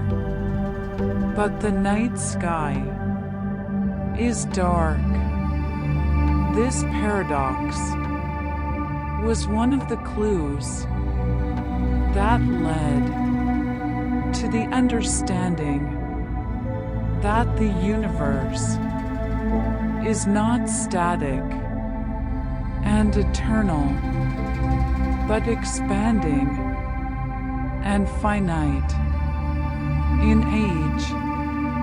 The resolution is that stars have not been shining forever, so light from very distant stars has not had time to reach us yet, and the expansion of the universe causes light from distant stars to be redshifted and diluted.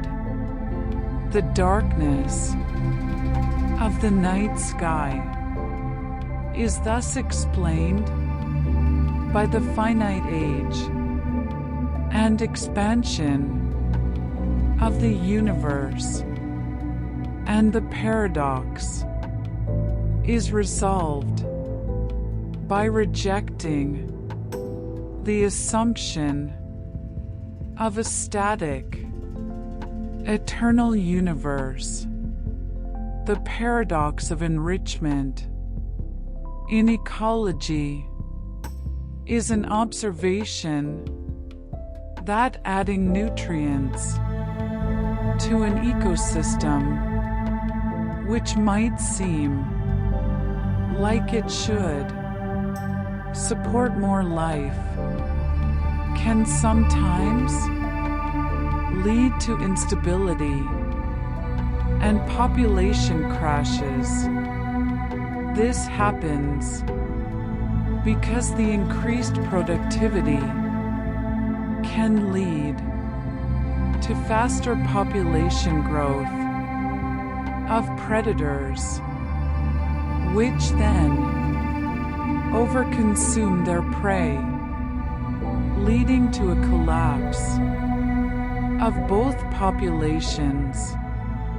The paradox is that enrichment, which increases the carrying capacity of the environment, can reduce the stability of the food web. This is not a logical contradiction, but a counterintuitive consequence of the nonlinear dynamics of predator-prey interactions.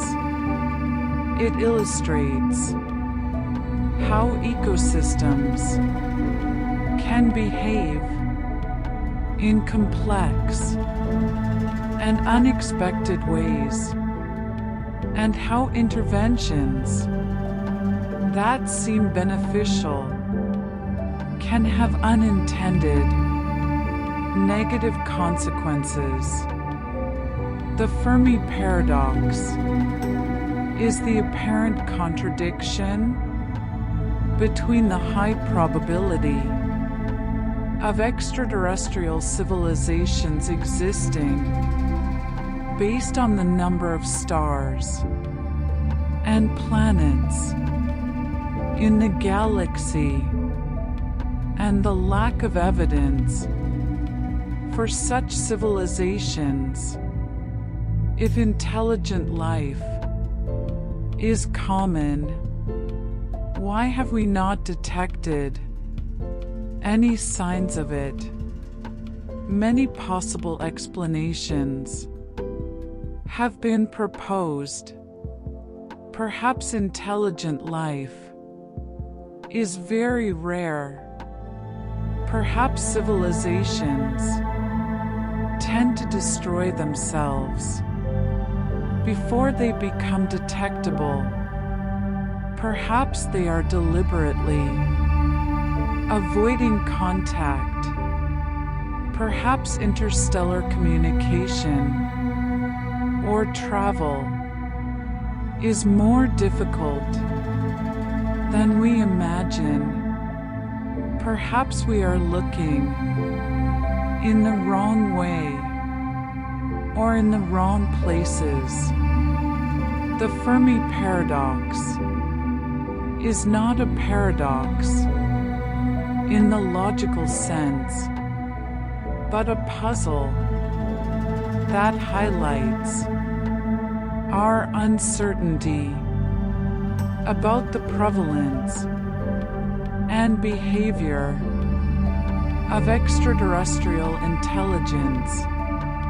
The paradox of tolerance, articulated by philosopher Karl Popper, involves the question of whether a tolerant society should tolerate intolerance. If tolerance is extended to those who are intolerant, they may use that tolerance to undermine the tolerant society. But if tolerance is not extended to them, then the society is not fully tolerant.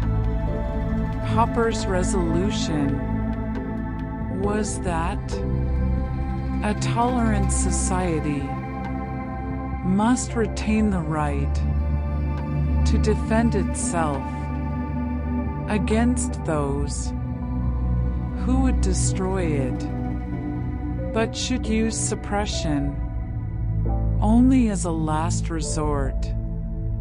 This is not a formal logical paradox, but a practical dilemma about the limits of liberal principles.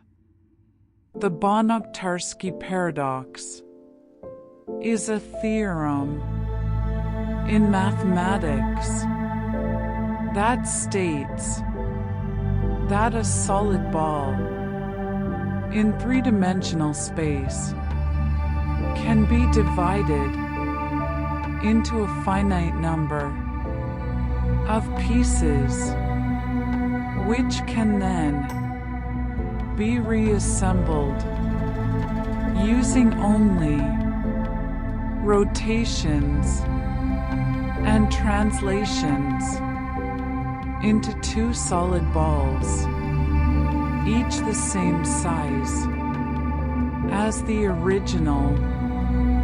This seems to violate the conservation of volume, and it is deeply counterintuitive. The resolution is that the pieces involved are not ordinary geometric shapes, but highly irregular sets that do not have well-defined volumes. In the usual sense, the paradox relies on the axiom of choice, which allows the construction of such sets, and it reveals something about the foundations of set theory and measure theory. It does not correspond to anything physically realizable, because physical objects are made of discrete atoms and cannot be divided in the infinitely complex way required by the theorem. The coastline paradox involves the observation that the measured length of a coastline depends on the length of the measuring stick used. If you measure with a very long stick, you miss many details and get a shorter total length. If you measure with a shorter stick, you capture more of the irregularities and get a longer total length. As the measuring stick gets shorter, the measured length can increase without bound, suggesting that the coastline is infinitely long. This is not a true paradox, but an illustration of how fractal geometry differs from ordinary Euclidean geometry. Coastlines and other natural irregular shapes have fractal properties, meaning they exhibit self-similar complexity at multiple scales. The concept of length becomes ambiguous for such shapes, and new measures, such as fractal dimension, are needed to characterize them properly. The Ship of Theseus is a thought experiment about identity and change. A ship is gradually repaired by replacing its parts, one at a time, until eventually none of the original parts remain. Is it still the same ship? If the original parts are collected and reassembled into a ship, which one is the real Ship of Theseus? This is not a scientific paradox, but a conceptual puzzle about what it means for something to remain the same over time. Different answers are possible depending on whether identity is based on material composition, continuity of form, or functional role. The paradox has applications to questions about personal identity, the nature of objects, and the criteria for sameness. These examples illustrate that paradoxes appear in many areas of thought, and that they take many forms. Some are resolved by clarifying definitions or assumptions. Some are resolved by developing new mathematical or physical frameworks. Some remain as open questions or puzzles that continue to stimulate investigation. In all cases, paradoxes are opportunities to deepen understanding, to test the limits of theories, and to refine the tools and concepts used in reasoning. They are not obstacles to knowledge, but features of the landscape of knowledge, markers of where interesting and subtle issues arise. The process of engaging with paradoxes is inherently slow and careful. It requires patience, attention to detail, and a willingness to question assumptions that may seem obvious.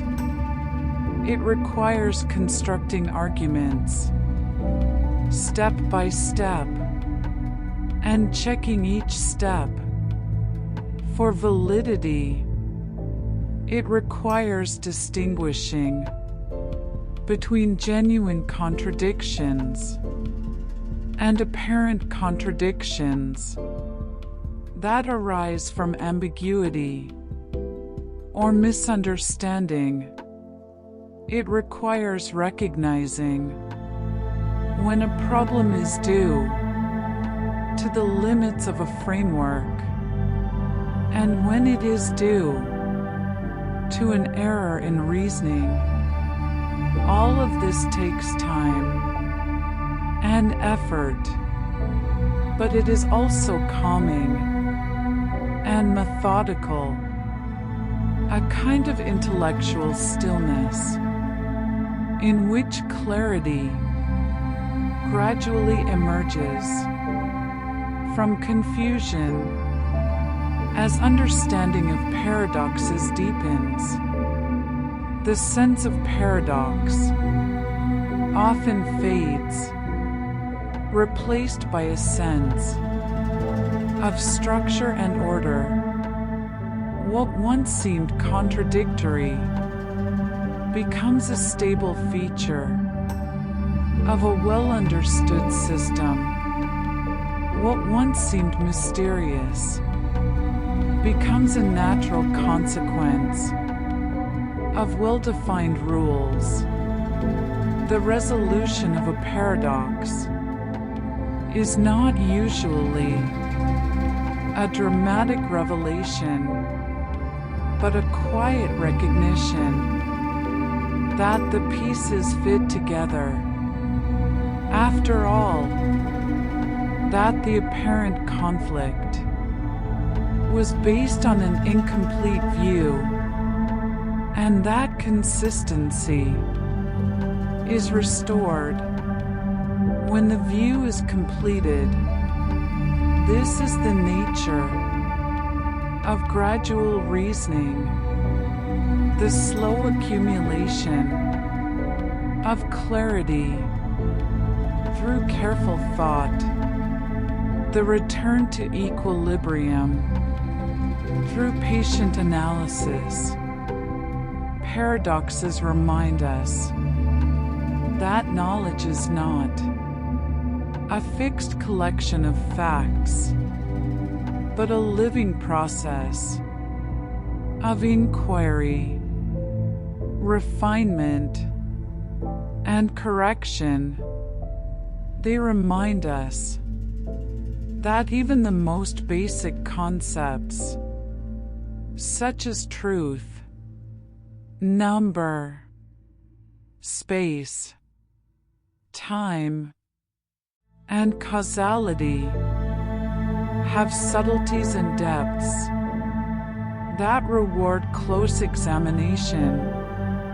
They remind us that the universe and the frameworks we use to describe it are richer and more intricate than they first appear, and they remind us that the work of understanding is ongoing, that there is always more to learn, always new questions to ask, always new connections to discover, in a slow, steady, and enduring process that continues without end, without urgency, without drama, unfolding quietly in the calm space of thought,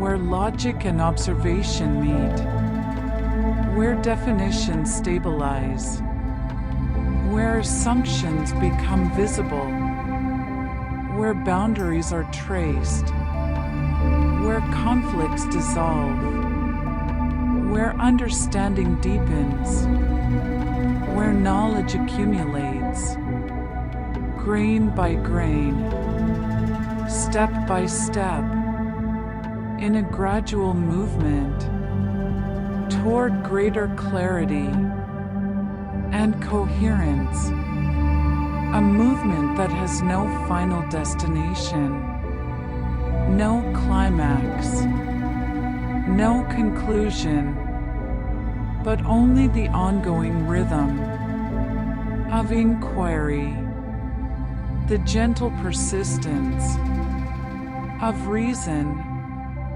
the slow and patient work of making sense of the world and the structures we use to think about it, continuing onward in a smooth and even flow, like a river, moving steadily across a broad plain, reflecting the sky, carrying particles of silt, wearing down stone, shaping the landscape through processes that are slow and quiet and continuous, processes that operate according to natural law, that proceed without hurry,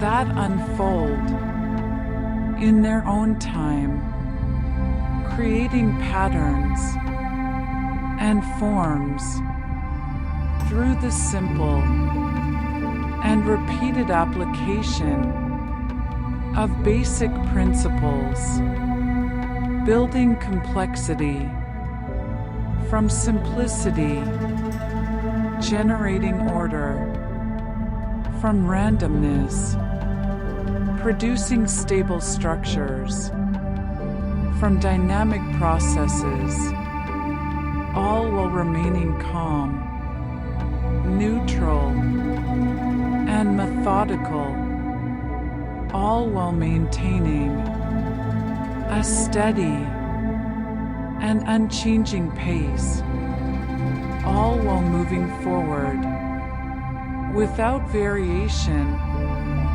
in tone or intensity, all while tracing the contours of thought and reality in long, flowing, unbroken sentences that follow one after another in a sequence that has no sharp edges, No sudden transitions, no points of emphasis, but only a continuous and gentle progression through ideas and explanations, through descriptions and analyses, through examples and principles,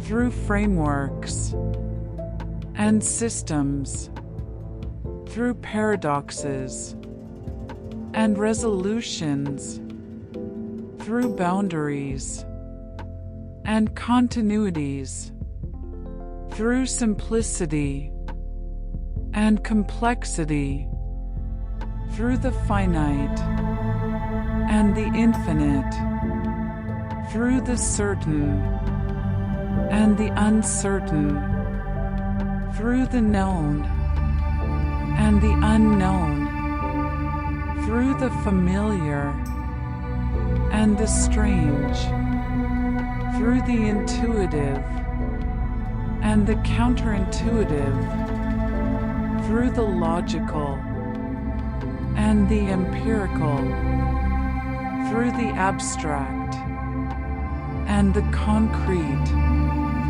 through the general and the particular, through the theoretical and the practical, through the mathematical and the physical, through the formal and the informal, through the precise and the vague, through the simple and the subtle, through the clear and the ambiguous, through the stable and the changing, through the consistent and the contradictory, through the complete and the incomplete, through the provable and the unprovable,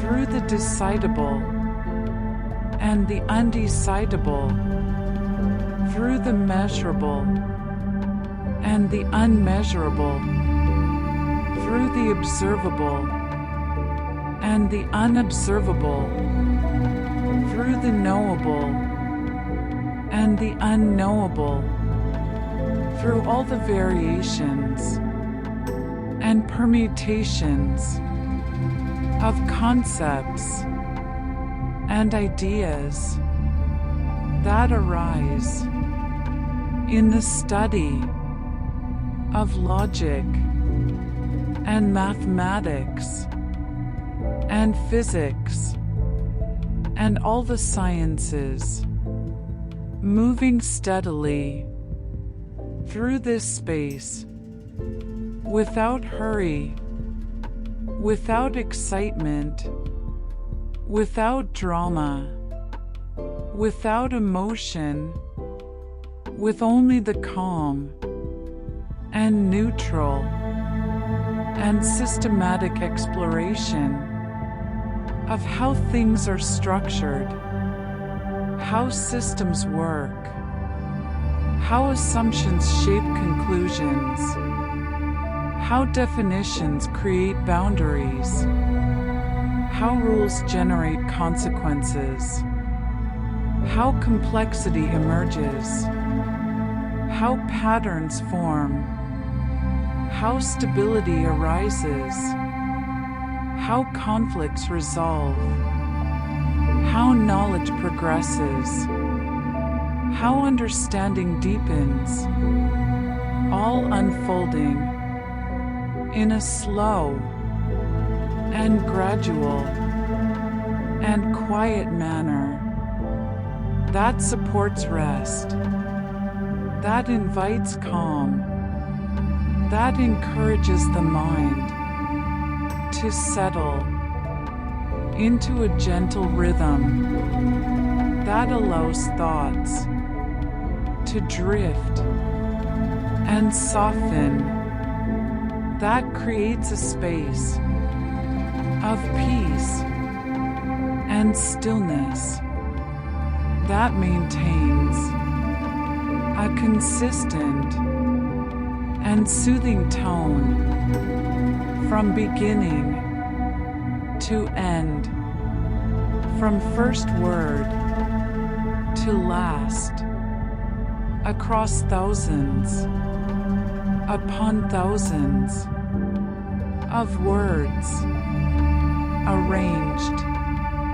in long, continuous, flowing sentences that repeat themselves with small variations that circle back to familiar ideas that reinforce key concepts through gentle repetition that build a sense of comfortable predictability that avoid surprise or novelty, that maintain the same steady pace throughout, that never accelerate or decelerate, that never rise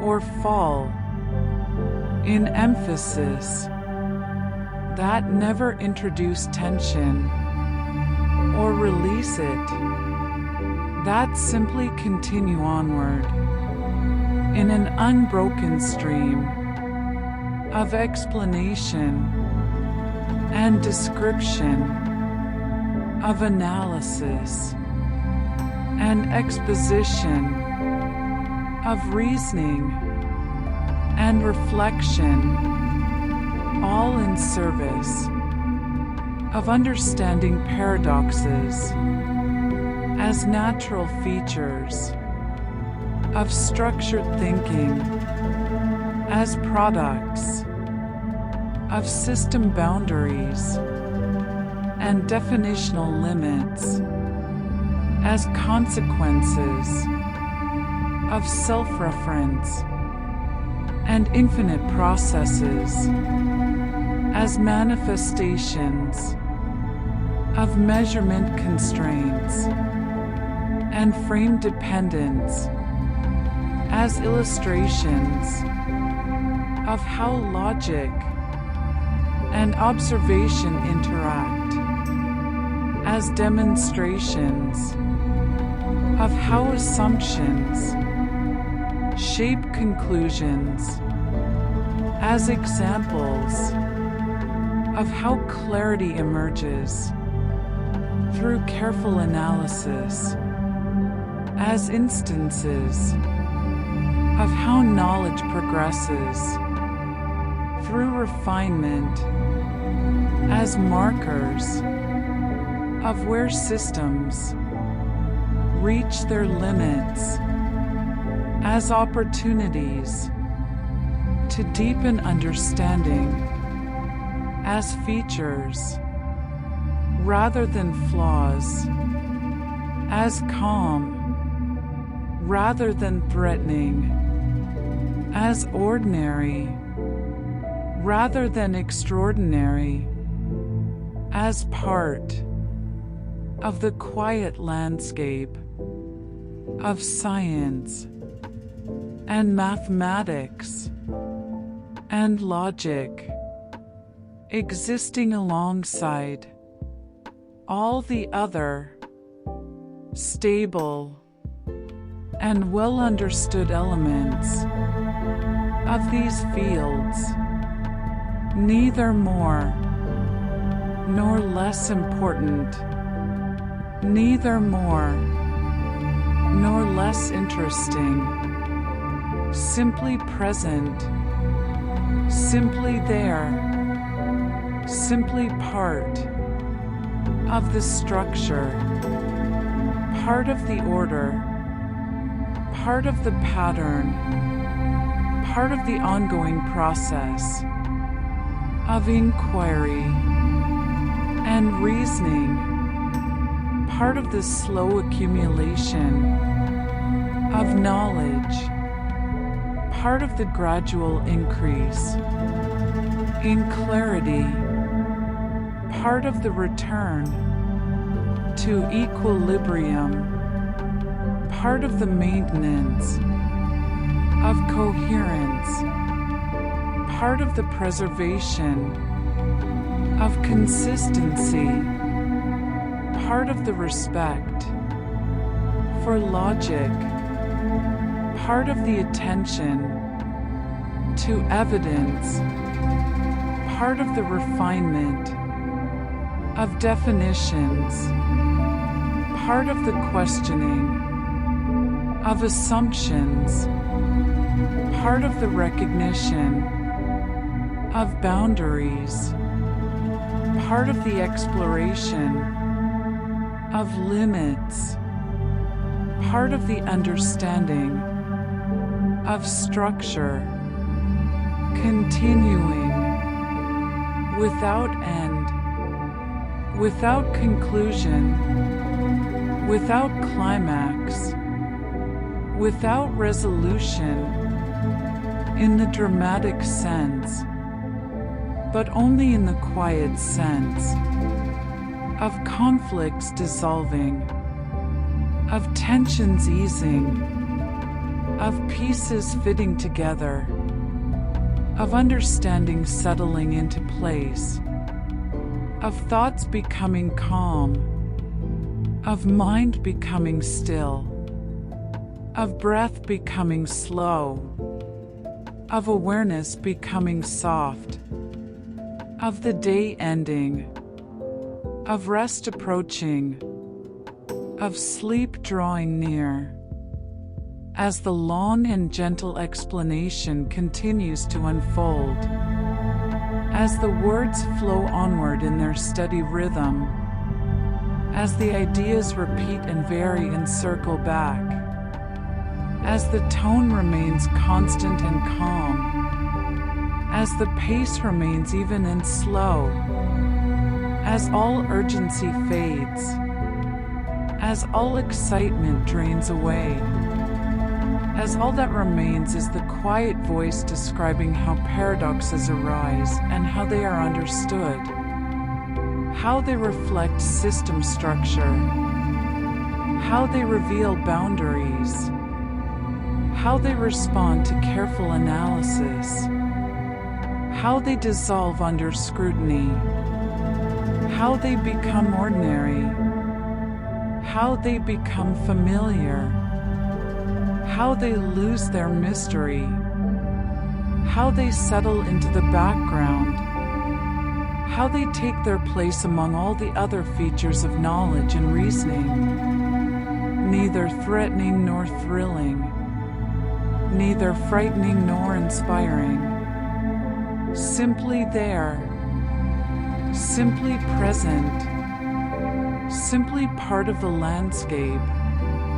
As thought continues its slow movement through these ideas, as attention drifts gently from one concept to another, as the long sentences carry the mind along without effort, as understanding becomes less important than the rhythm, as meaning becomes less important than the sound, as content becomes less important than the flow, as the words continue without interruption, as the explanation extends without variation, as the narration proceeds without pause, moving steadily onward through the calm and neutral territory of scientific description, of logical analysis, of mathematical precision, of physical law,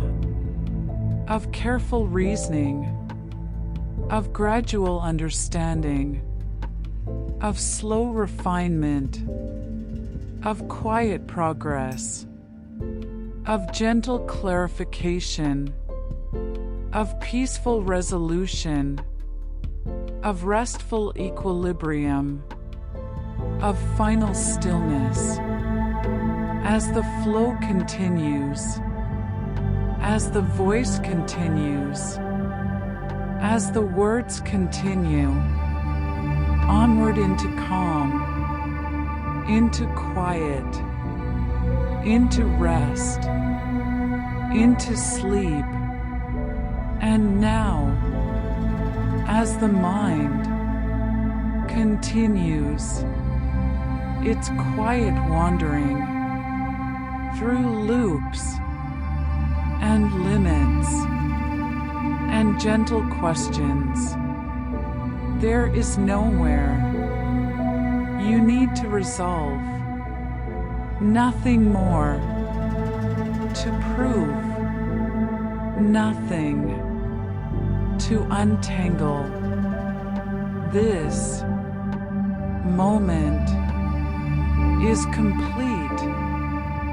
You are at rest. Let the silence of slow reasoning surround you. Let the uncertainty feel stable and steady. Let your thoughts drift like symbols, circling back on themselves. May your body become still, like a question that no longer needs an answer.